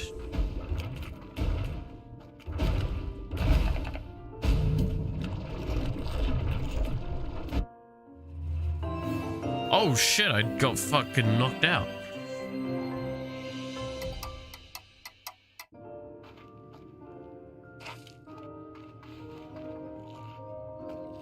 I knew I was getting slammed on, but I didn't expect I was getting slammed that hard, jeez.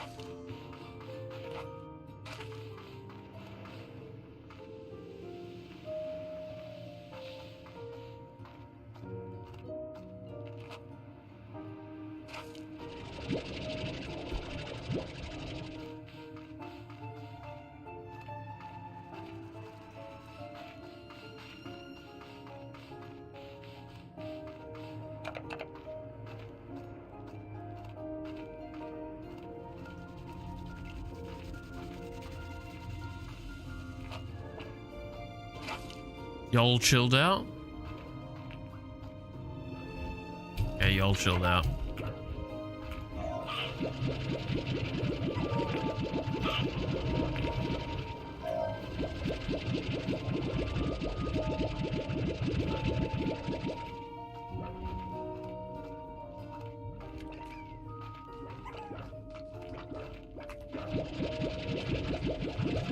Man, these bats produce a lot.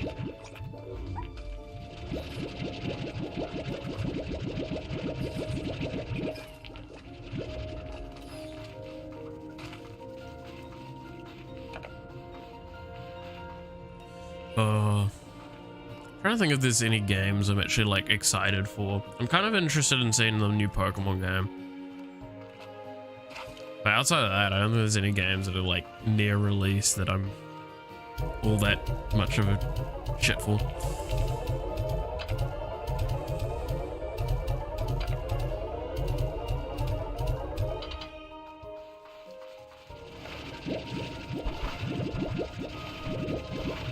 Like, I'm sure there's like Power World that I want to play just because it's looks like a shit post and it sounds fucking hysterical.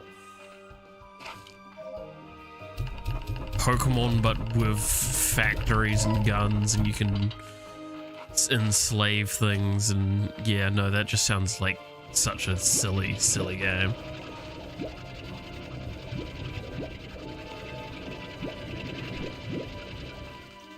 Outside of that, like,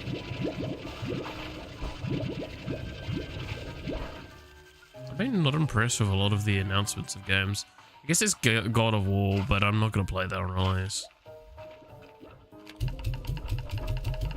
I would need to get a new console, and that ain't happening for a little while. Oh, well, we're just gonna Oh yeah, I can't just toss them in because they're the bloody plorts, not the fucking things. I'm so good at brain usage. I'm so smurtent.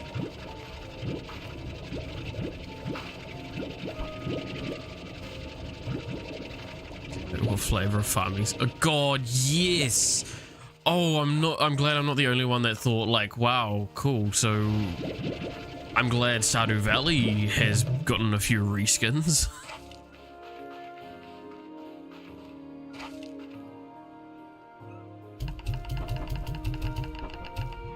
Like, I'm not the only one that thought that, like, yeah, on that last direct, that like an excessive amount of those were just like those farming sort of games, like Stardew Valley.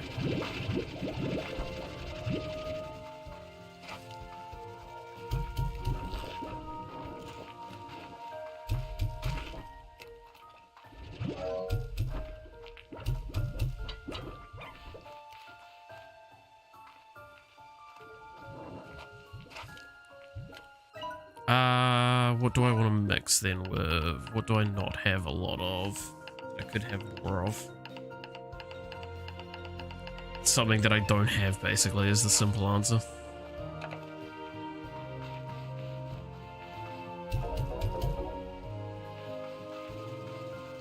You know what, I'm gonna make a bloody storage here for the moment. We're gonna toss these in here because I don't want to have them in my inventory.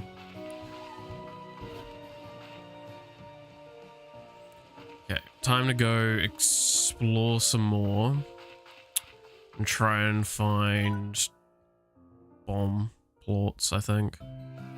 Bomby boys.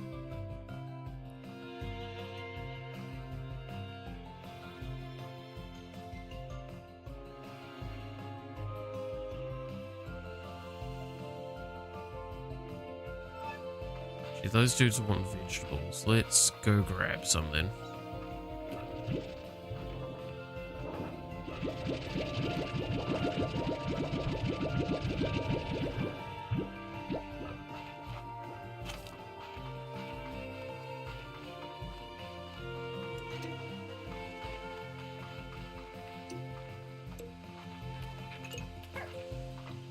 Trying to think, because like the Sony one, was it Sony? I don't even remember what Sony calls theirs. That one was pretty meh as well.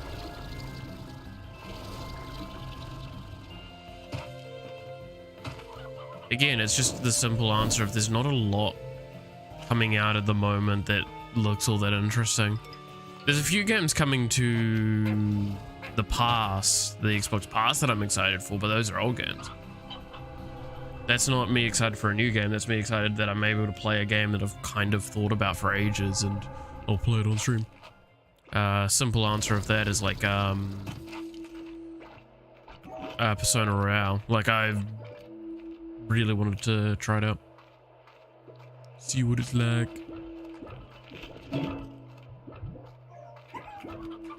Realization I've never picked up an old onion. Jesus. Okay, I need to go this way.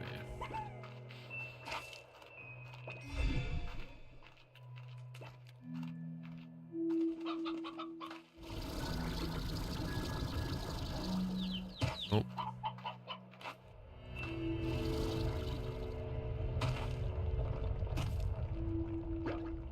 There's a lot of earthquakes.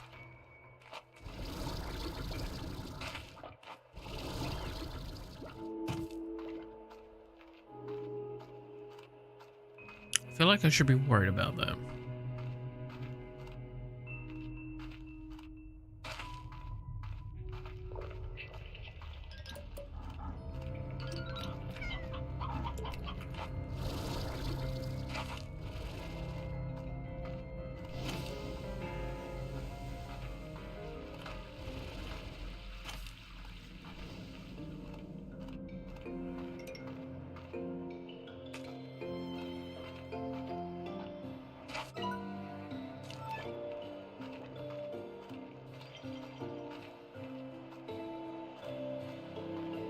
Alrighty. Now I just need to scale a few cliffs.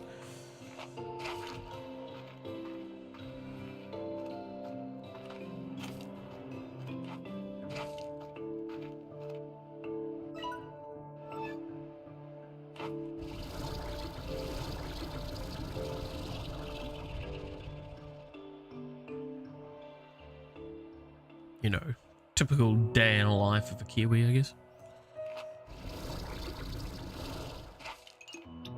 You know, all those stories you always hear about your parents going, oh, I had to do this to get to school. Yeah, no, Kiwis, we have to do that every day.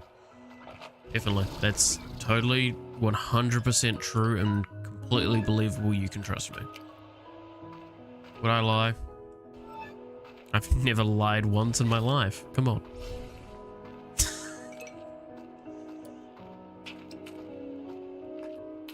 I'm sorry, that was a lie.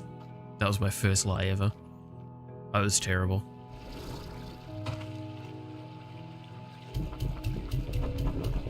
Work that out in your head.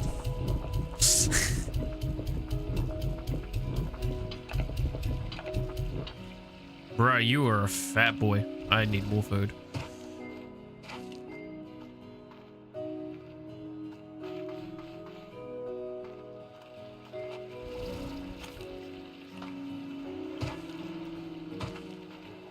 The cost of VeggieTales when you need them.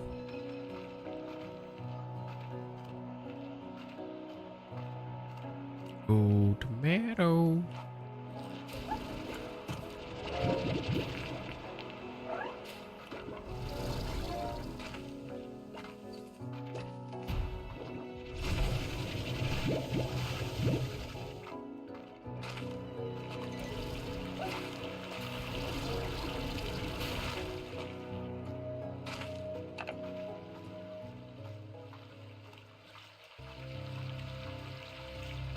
Oh, tar slime over there. Uh-oh.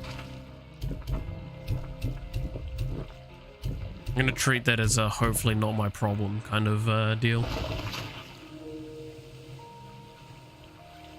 My man turned into a geyser. Okay.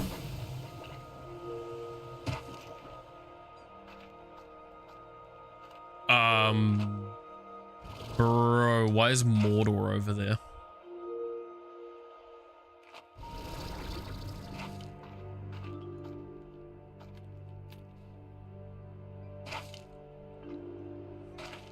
Bro, I think I'm about to simply walk into Mordor.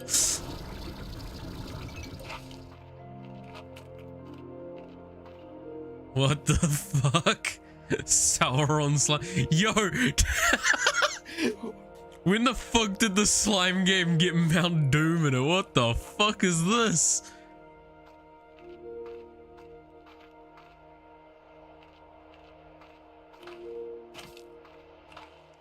One plot to rule them all. Fucking be like that. What the hell is going on?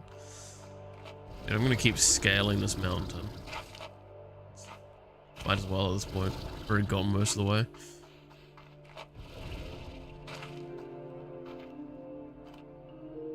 Where the fuck is Mount Doom here? Like, it's even got the swirling sky. What the fuck? What the fuck's that in the distance?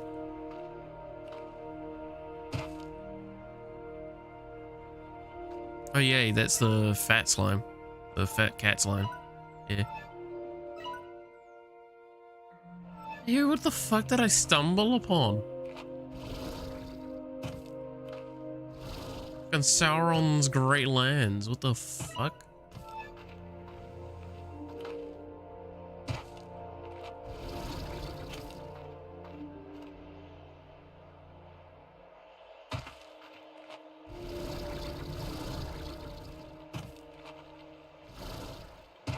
Have I missed this the entire time? Have I always been able to go over here and access this?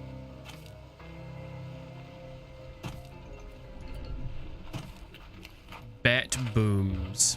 Yeah, I might not fight that. Okay, yeah, don't step in the lava. Surprisingly enough hurts. Good to know. Revolutionary thought.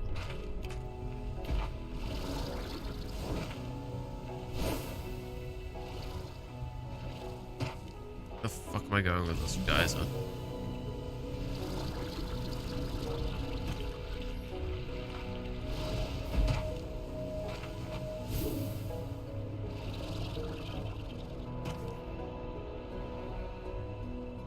Bro, what the fuck?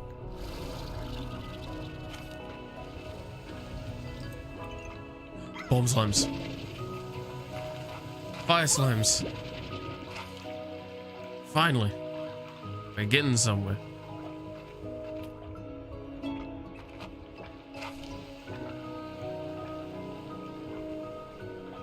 All I needed to do was get into Mordor, apparently, and I would be able to access a few more slimes. I suck up the lava?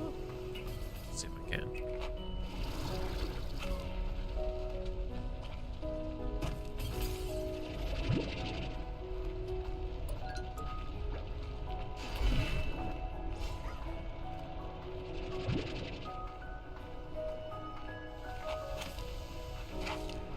What is this fucking environment? This is insane.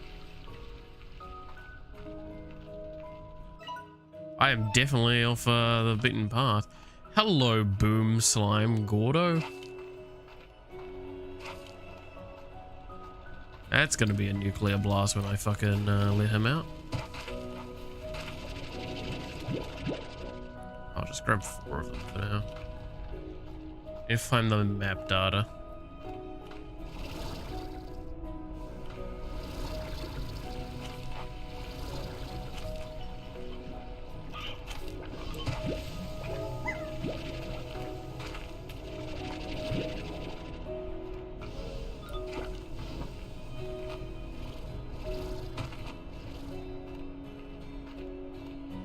Just calmly navigate the lava pits.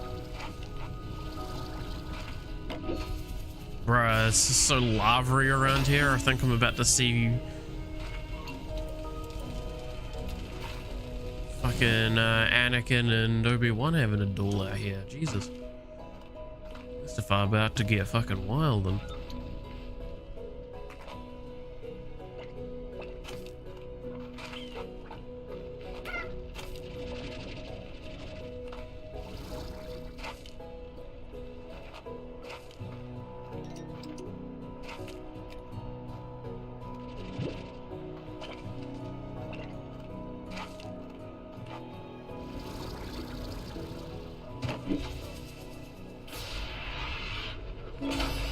All magma. Lump. Lump. There he is. Hello, map data. Okay, so I think, based on what I'm seeing, I think I've unlocked all of the area that is currently in the game. Just didn't know the last area I needed to kind of play around with and unlock was Sauron's playground. Who knew?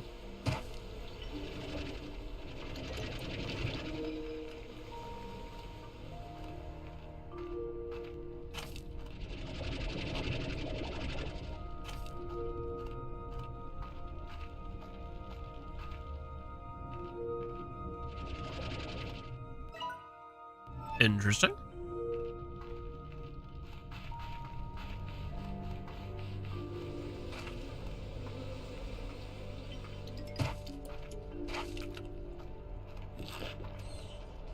Oh, are they gonna stay stacked?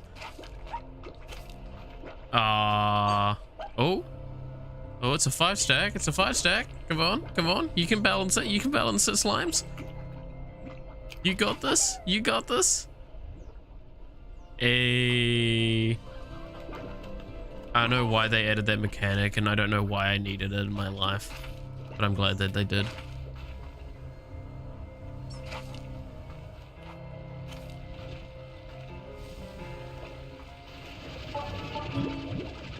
Oh, that's the oil. Who would have fucking guessed that the geysers that look like oil are oil, and if I suck them out, I get the fucking oil. Man. And maybe I shouldn't be such a dumbass. Oh, does that mean all of those have been actual resource things and not like... I thought they were goddamn like water geysers to refill your pack. Oh, so there's some lava dust. Oh, could you bugger it off, mate?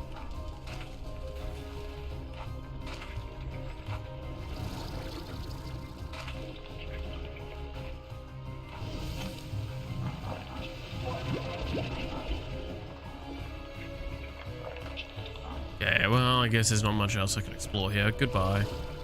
But I will grab more resources as we go. Be that oil. Okay, whoops, accidentally stepped in the fucking lava.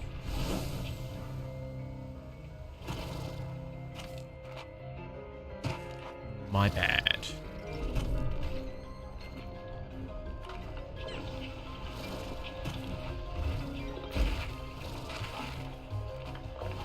Oh, that's a fight I do not know whose side I'm rooting for.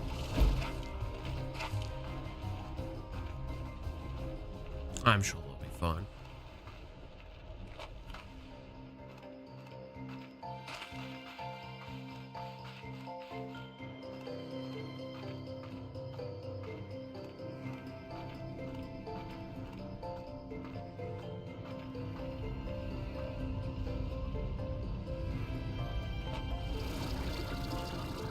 Ooh.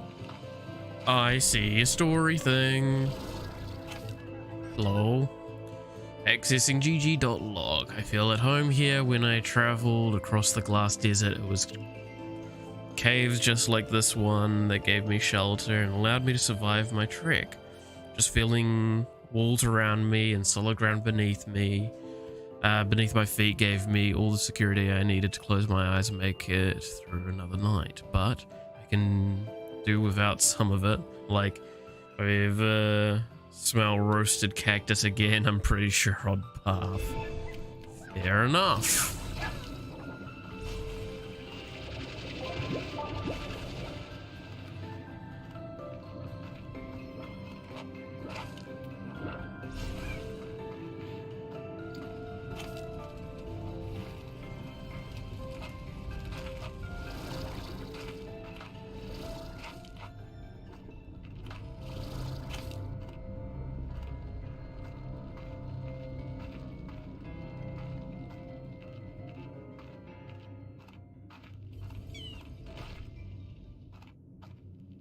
There you are. Gotta get another pod. Stalagmite. Stalagmite. Go outside. I don't know. Ignore that one. That was terrible. Oh, it's outside.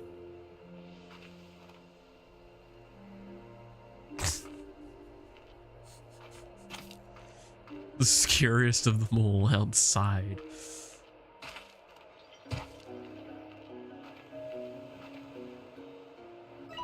Ah, now I'm back here. Okay.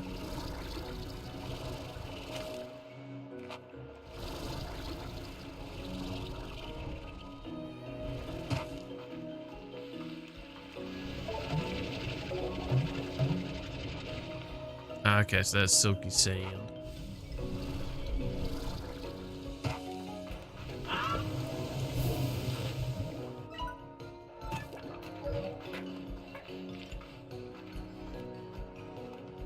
Want my oil. Okay, well now I know how to get, I think, every resource at this stage.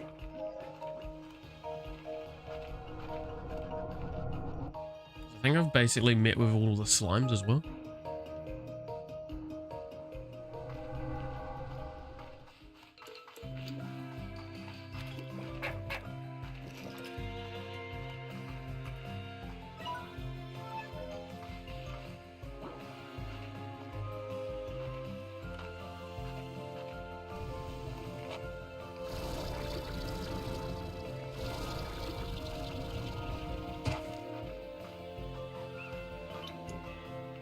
Alrighty. So we'll get back, put bomb slimes in with the crystals, and then feed them carrots.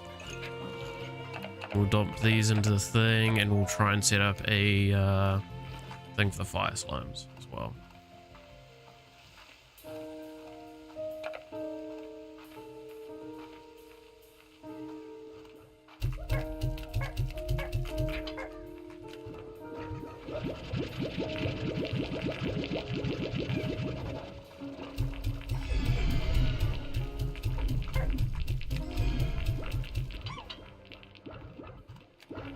That's totally not a terrible idea. Just giving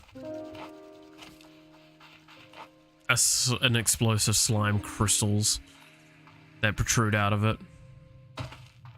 Sure, there's no repercussions at all that would cause fragmentation damage to my body.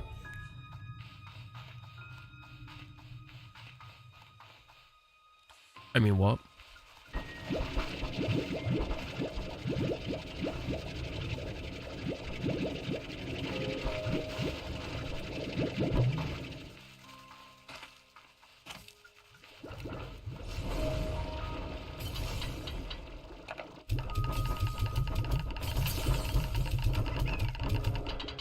Very violent fellas in there, Jesus.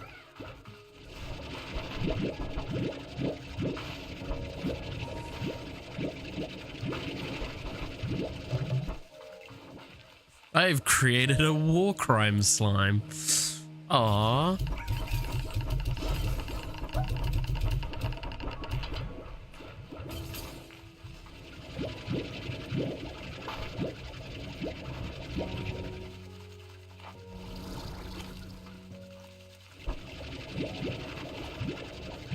They grow up so fast. Maybe baby's first war crime was a good time. Yeah, I can't say that was a straight face, can I?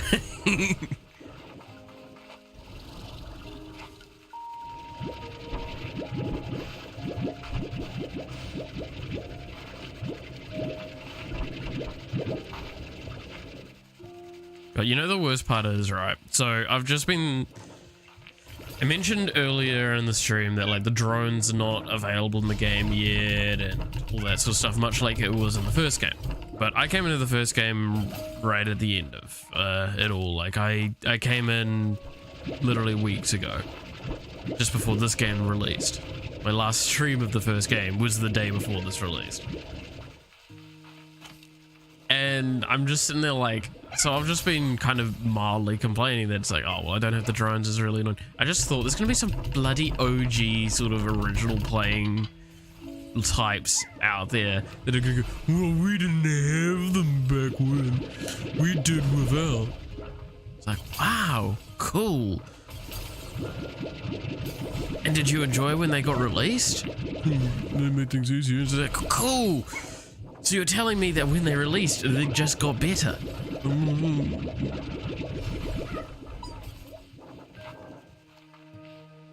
So you're telling me, shut the fuck up, because the statement still stands.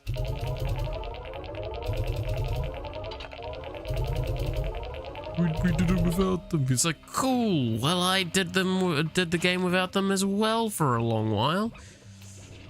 And then I had to start, and then I started using them because I had access to them. I don't know, I get very miffed at that whole, like, oh, well, I didn't have to deal with it, so therefore I'm superior. Or it's like, I didn't have this back when, so therefore it makes me better than you. It's like, you played the game for longer, then take that as a pride, or like a badge of pride as it is. That you got to see the game develop and all that. But nonetheless, the game's really good now, and if you think that way, then why not just concede? It's like, oh yeah, you got to play the game in one of its best days. Cool. Glad you didn't have to suffer through some of the things we did. Me playing Warframe and talking to my friends about it. Like, oh, I'm glad you enjoy it now and not back when, like, there was a bug where, basically constantly, I will still remember this, constantly, enemies would spawn inside walls and shoot at you and you couldn't damage them. Like, it still exists today, but it was like every level you had this event occur. I didn't get to enjoy spam emotes because I got level up in Runeterra. Yeah.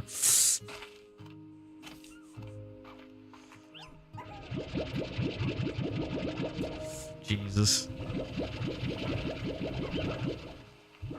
I really need to actually get fucking further along with my Runeterra stuff. I'm very lazy about it at the moment. I need to do some stuff before the pass finishes, because I think that's got like a week left or less than that. I have to dedicate my spare time to that, I think.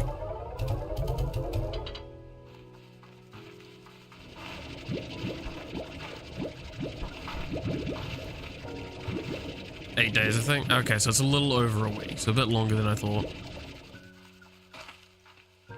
Doesn't stop the fact that it's fuck all done, nonetheless. And I need to go move my ass and actually play it.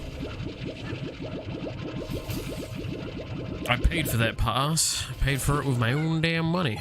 Better fucking actually use it.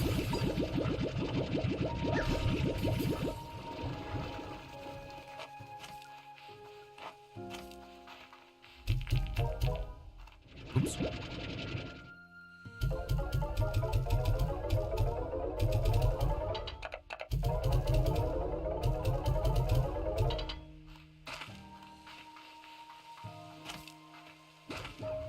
But yeah, I'll probably be burning through Runeterra, then on the couch, find something I can watch while I play Runeterra. Shouldn't be hard.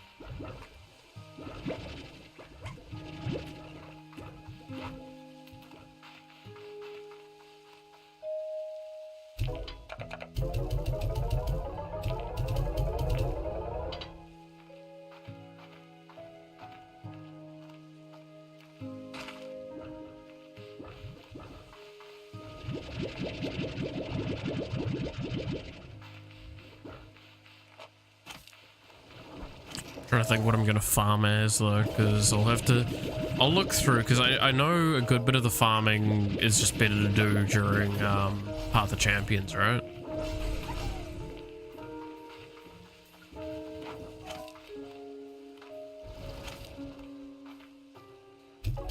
I'll look through the quests that currently exist and figure out from there.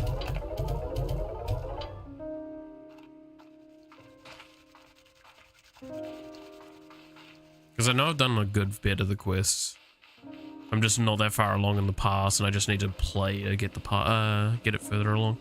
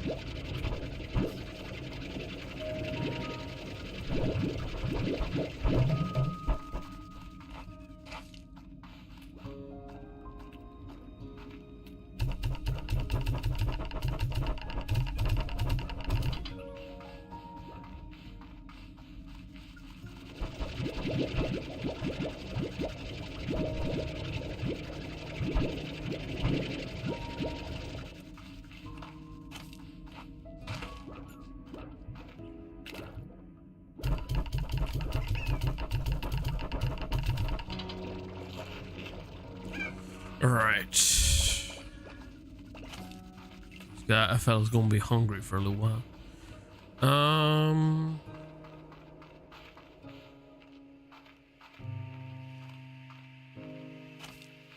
have to set up an area for these little fire boys.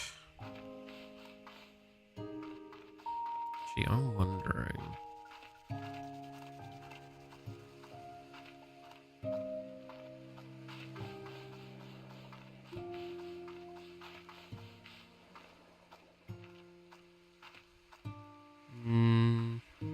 No, I think the other one, because the other one had like natural spawning fruits and such like that, which in the nice sense I can just immediately go there, grab what's on the ground and just throw it in the incinerator for these fire slimes.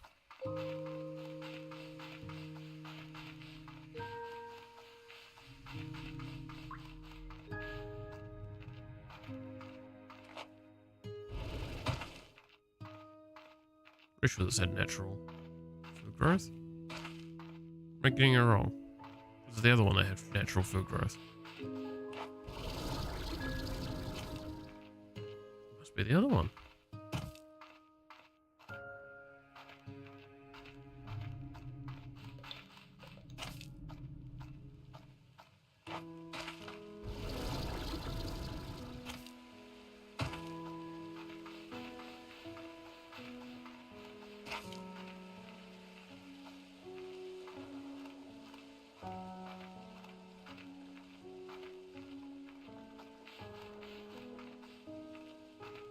Oh yeah, there's a fruit tree there.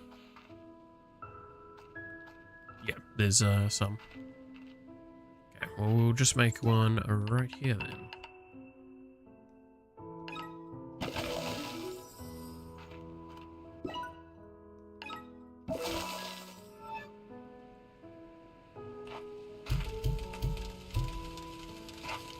You fireboys.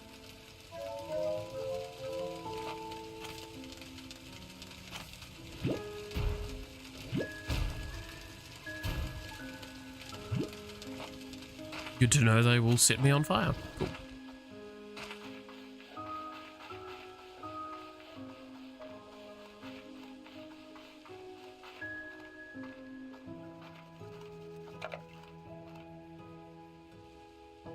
Nah, I need to start, like, tossing these plorts into the goddamn thing so I can get my upgrades done.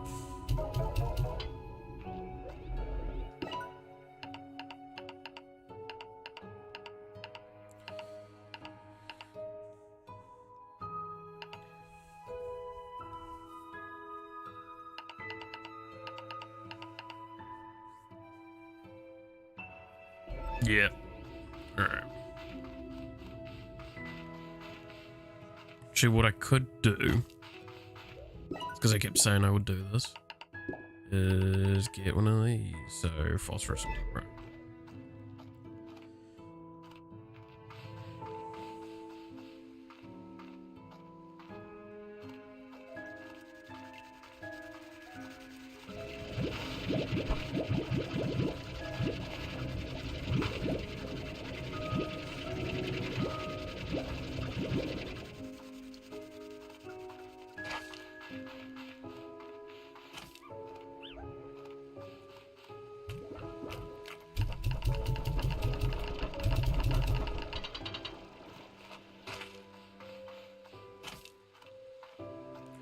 Alrighty.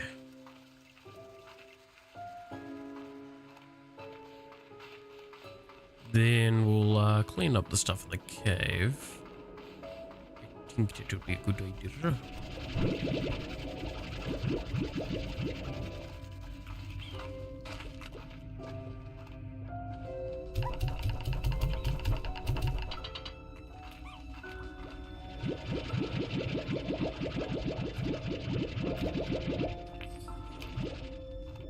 Because these fellas just make so many plorts, good lord.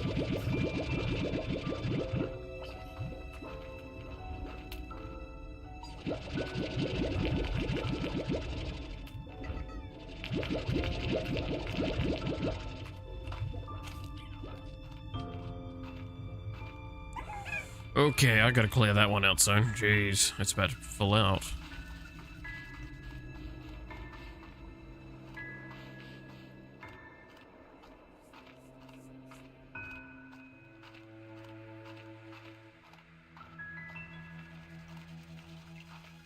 Because I don't think I really need money at this stage, not with how slow I'm expanding.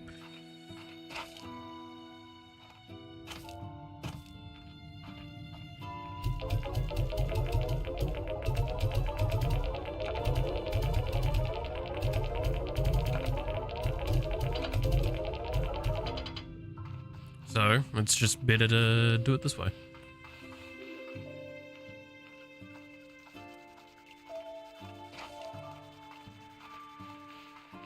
Means that even the ones I'm not about to use, I have a buffer for in case later down update adds more reasons as to why I might need them.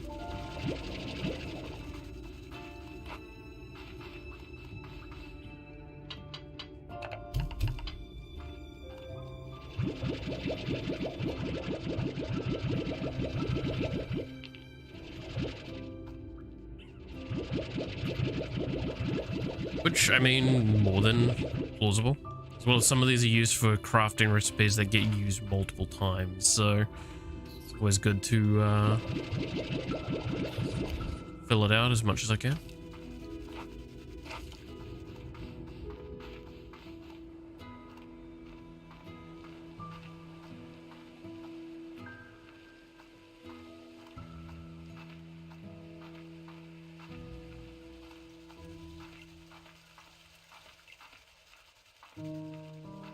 Yeah, so I want to mark a board and a refinery, a market link and a refinery link in each area, I think. Just because it would mean that this is administrative ease.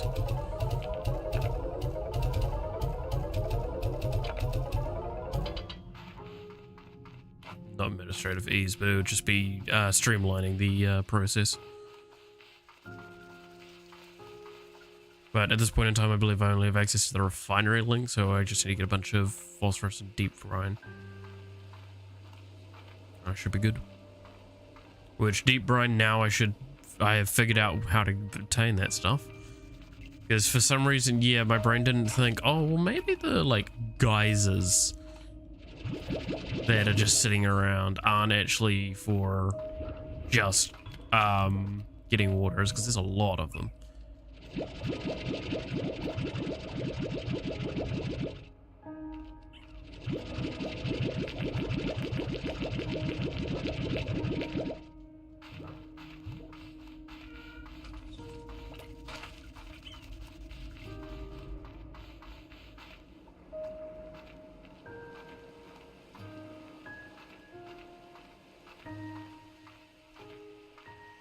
But I'm gonna be honest, based on what I'm kind of seeing at this stage in the nicest sense, I think I'll probably be able to get another stream out of this game.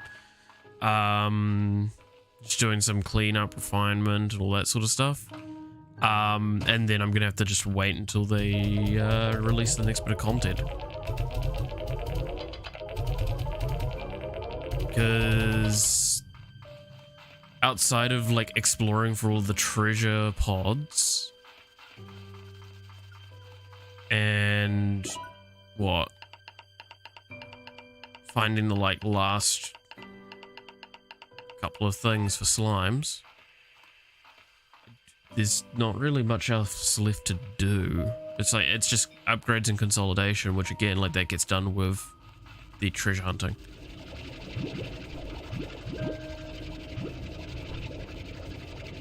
I'm gonna build like a buttload of refinery links and just run around with them in my inventory. Drop them wherever I see fit.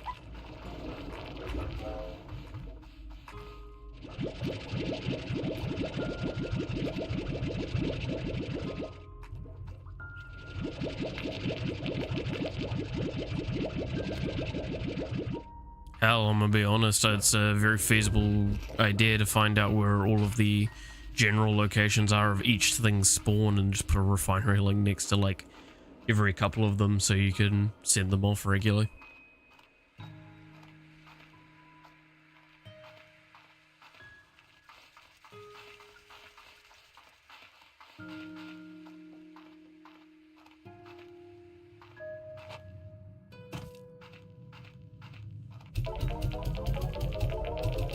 Got pike against the poros. They don't want to attack it at all. Legit full board versus one pike.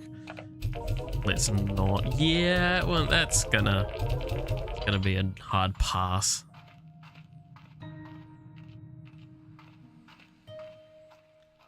That'd be interesting to see, though. Gotta love when Pike just uses his bullshit and he's just like, haha, lamau, say goodbye to your board. I mean, Yi basically does like the early version of that. To anyone that's wondering, referring to Legends of Runeterra. That may not be clear.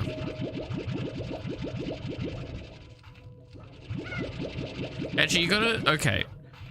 Weird thing to praise, but you gotta give some credit where credit's due. The Legends of Runeterra AI is not actually the complete stupidest thing on the planet.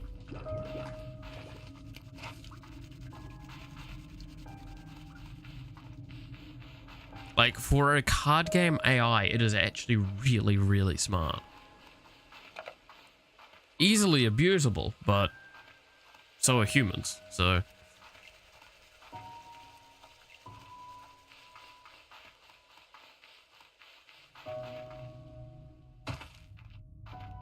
I have been outplayed by the AI enough times to say there's actually some, like, thought put into them.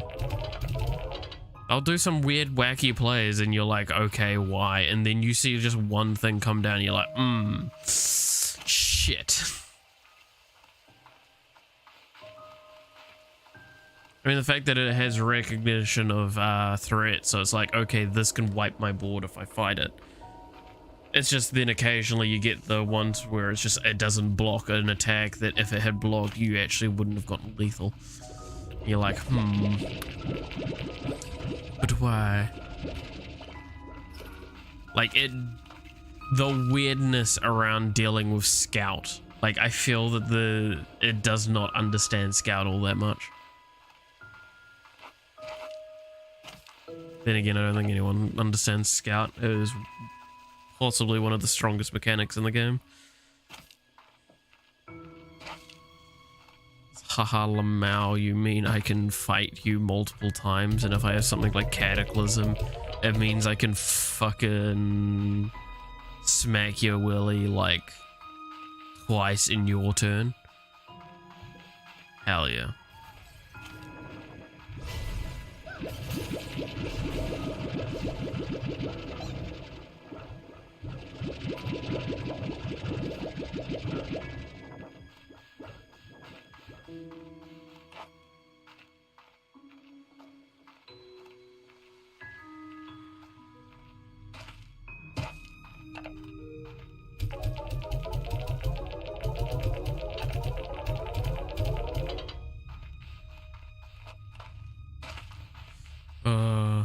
You know, one thing I am waiting for though in Legends of Runeterra is this sounds really weird, but like a character that can stay in your hand, and when something dies, it improves. At the moment, the closest to what I'm kind of suggesting is like Nasus, but that's on Slay mechanic and it can be anywhere. I'd prefer to see something like, while I'm in your hand, I gain these stats. I gain stats for like all of the units you have die on your side of the board. Because I feel that token builds are, while potent, I feel like that would be an interesting way to do your token builds, because it actually... Shadow Maiden fight pass. Yeah.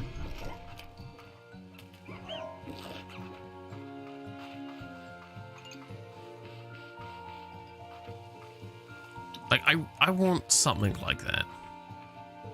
To a champion. Like, a champion that gets that effect.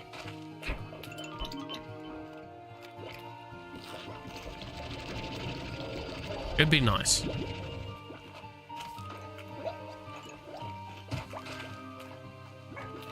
It would very much fit the Shadow Isles as well. Maybe Aatrox could have something like that. Oh, true. Though I feel like he would, in the weirdest sense, when I think of Aatrox in that setting, I would feel that he'd be on the board for that though.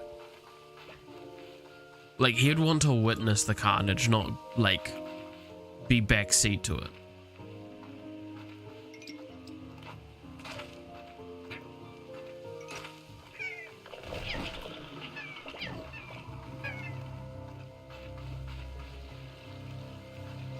Like, don't get me wrong, I can't think of a great character off the top of my head for it. His blade on his own, level up, he gains at his highest. That would actually be a really cool concept.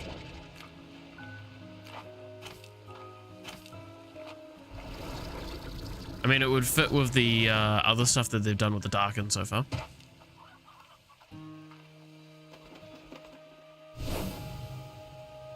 Yeah, so like instead of auto-equip, it's like the other way around. It's the weapon levels up, summons him. That'd be interesting.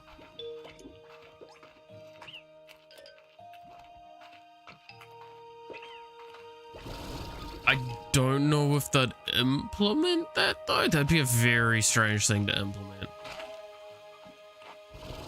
But no, like a weapon that basically just goes, hey, have my host die like 3 times, sort of thing.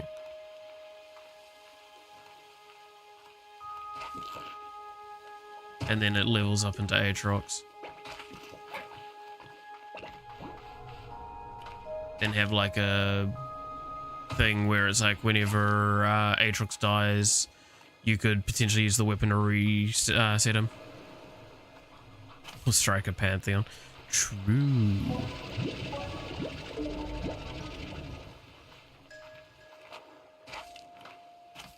I wonder if they're too afraid to do something like what Lucian has again, like the unique interactions, because it is a little dangerous to do. So I can kind of see an argument on it.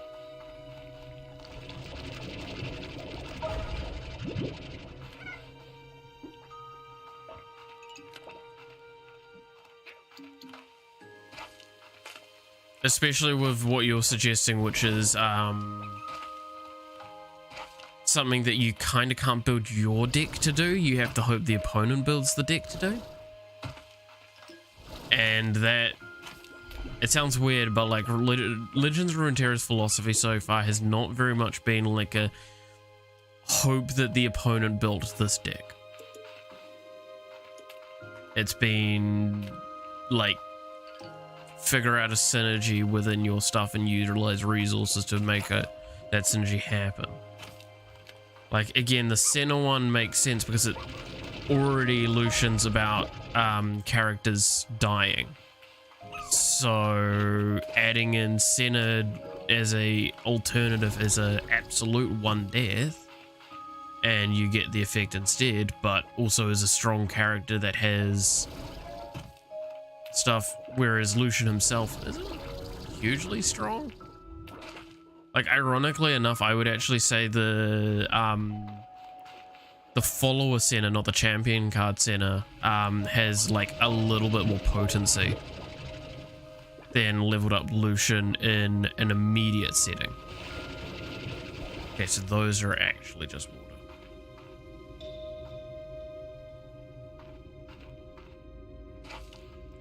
I'm hoping my weird kind of explanation makes sense. Like, while I would love to see more alternative measures and concepts around leveling up, I don't know a strike this specific champion would work.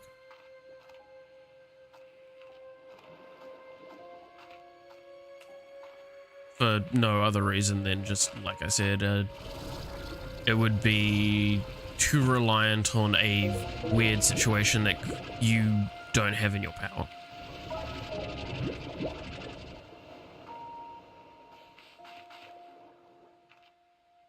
Now you might argue it's like, oh yeah, but it will be just like a when that happens. Like, yeah, but like if you have it as a weapon of my host dies 3 times, right? Like I suggested, it's just a baseline idea. My host dies 3 times, or my host strikes Pantheon.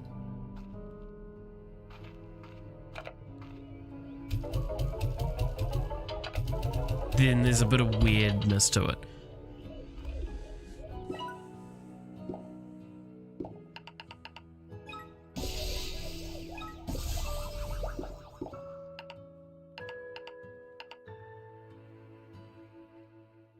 Strikes an enemy champion out of combat. Ugh.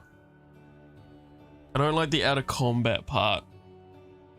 I could definitely accept an argument of for some character, maybe Xin Zhao or some shite, I've struck a champion 3 times.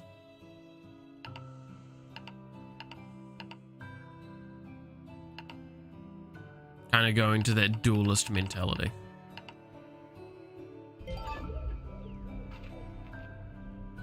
As just a off the cusp thought.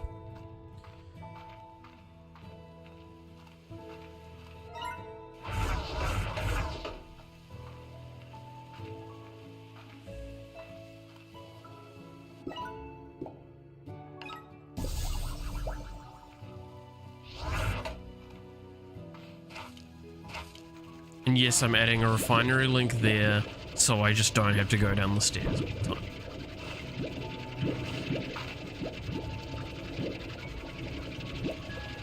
But yeah, no, like with the striker champion, like it sounds cool, but I'm just trying to... Having something reliant on an enemy champion is very awkward, because there's another factor that I feel like I need to point out is, and these do exist, there are championless decks.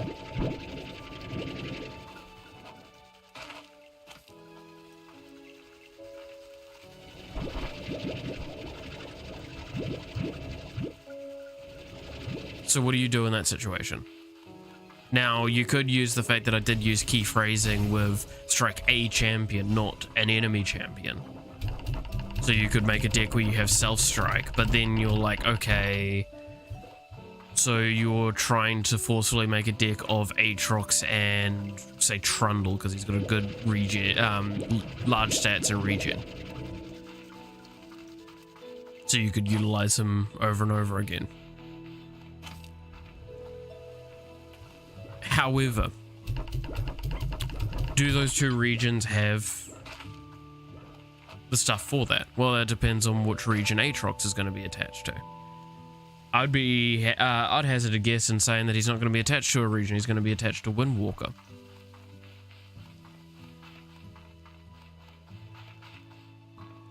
So he's not attached to a region, so what's his Windwalker effect?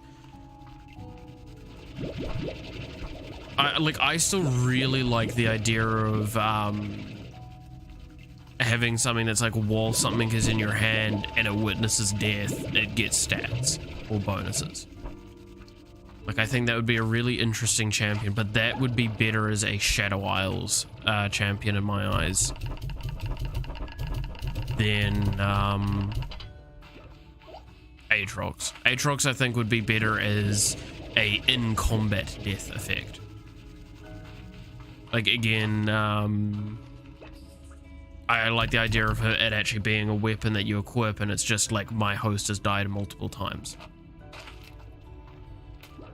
Then summon Aatrox, and Aatrox is just like a simple, real low statted unit that has auto-equip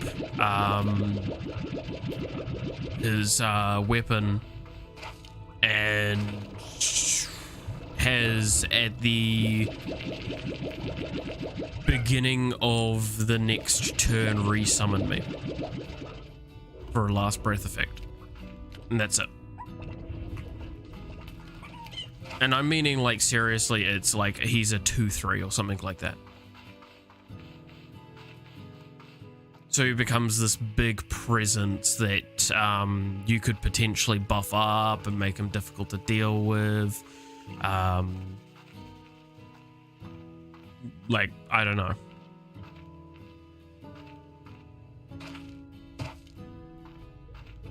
But at that point in time, then I would hazard to say it's not 3 that you need to... I also went down here when I have the refinery link on the top. God damn it. I'd hazard to say in that situation, it would probably be better to go maybe for a 6 or a 7 number for post-death.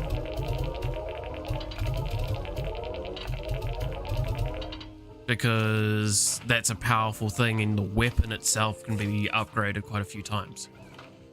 Like, think of that with an Ornn deck or something like that. And it's just like, the effect is that whenever an ally dies while this is equipped, gain, like, +1/+1. Or gain a random, like a random effect. So, what I mean by that, better explanation. Gain a random keyword or a stat. So basically goes through the full like lucky find concept. Cast a lucky find on the weapon. That'd be interesting. Though I don't know if that would really make sense for Aatrox. I think stats would make more sense.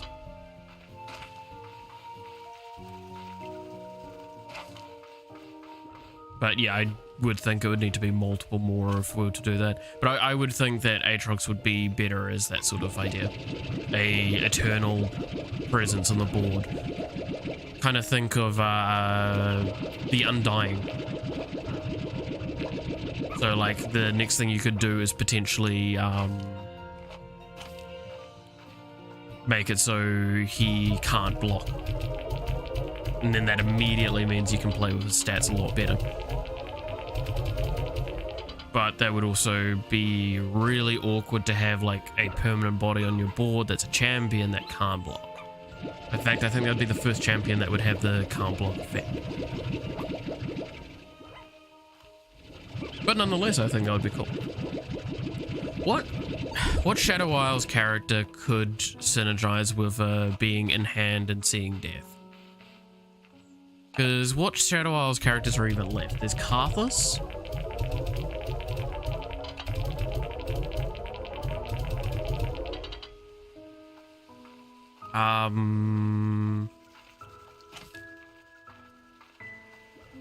The fuck else is there for Shadow Isles?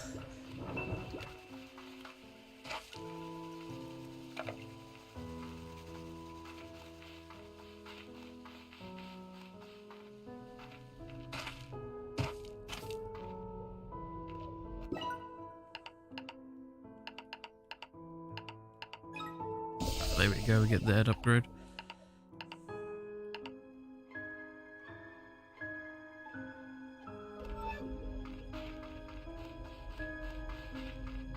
Because there's Kalista, there's Hecarim.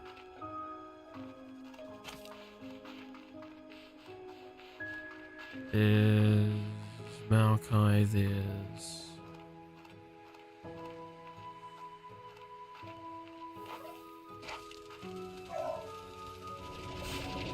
I feel like I'm missing at least one Shadow Isles champion.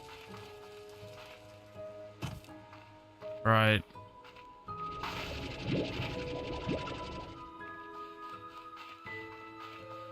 That's not already in Rune Terrace, because there's a few more that I've just not said as well. I'll mention that.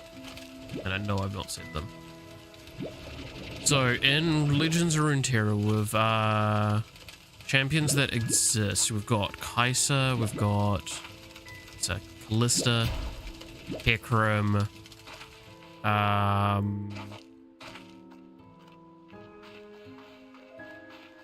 Viego,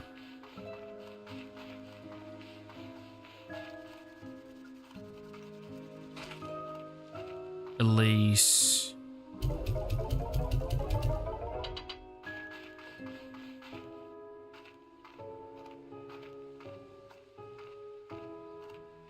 I mean, you can look at the list as well in the game. Just trying to think.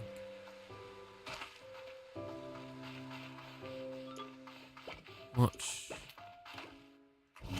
characters might I be missing?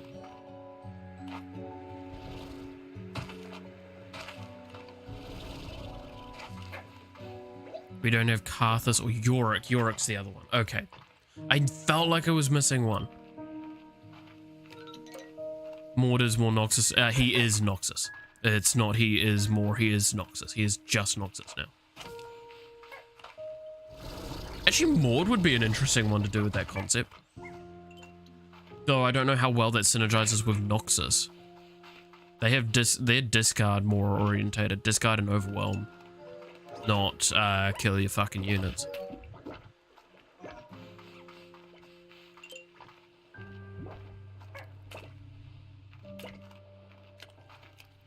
There's room for it though.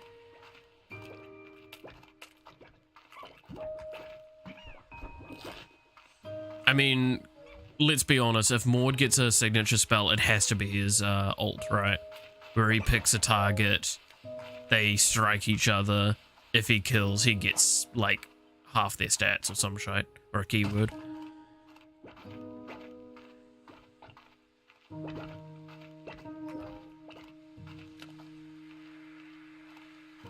But he only gets that after he levels up.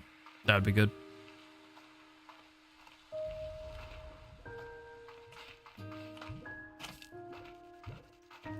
Be interesting to see, because I would prefer, if they're going to do his mechanics, that he does something like his passive W synergy, like his W synergy, as the integral part of the character, not playing with his Q or anything like that. I think those would be better as signature spells than anything else.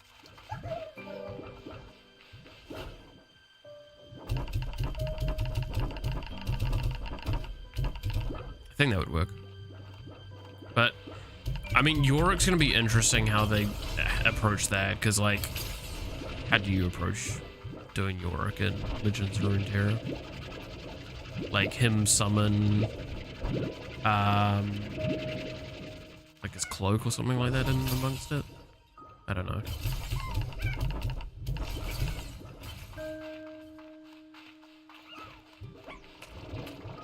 Because it's kind of this, also the argument of Runeterra's done a good job of constantly pushing a new boundary with how they handle stuff, which is, it's always interesting. Oh, just a second.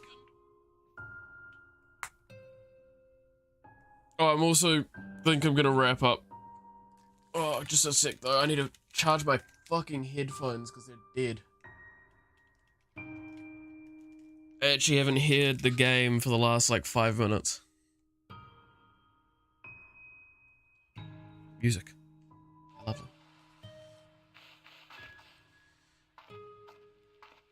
Okay.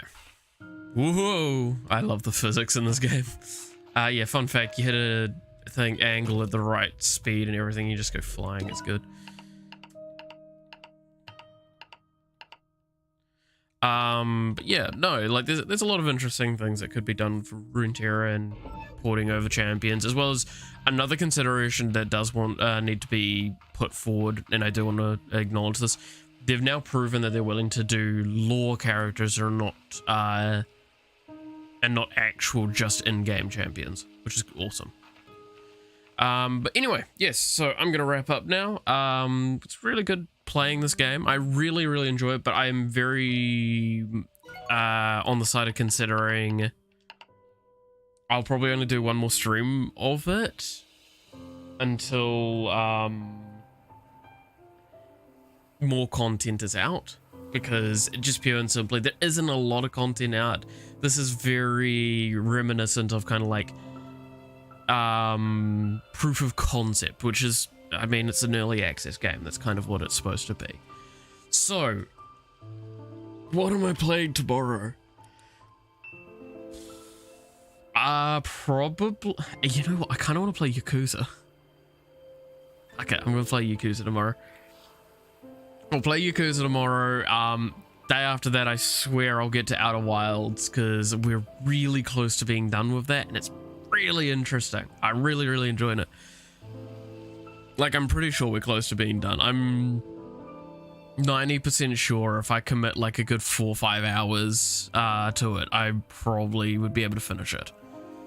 So I might do a little bit of quick research, no spoiling myself, but just to kind of see what else I've got that I might want to look at doing, or might want to go look at, just so I have a bit more direction, know where I'm kind of going, and know, okay, not for that purposes, my apologies, I'm more going to lead on to, I really want to know whether I would be able to complete it in the next stream, because if I can, then I will title it as such, and I'll force myself to only, I will play until I finish it.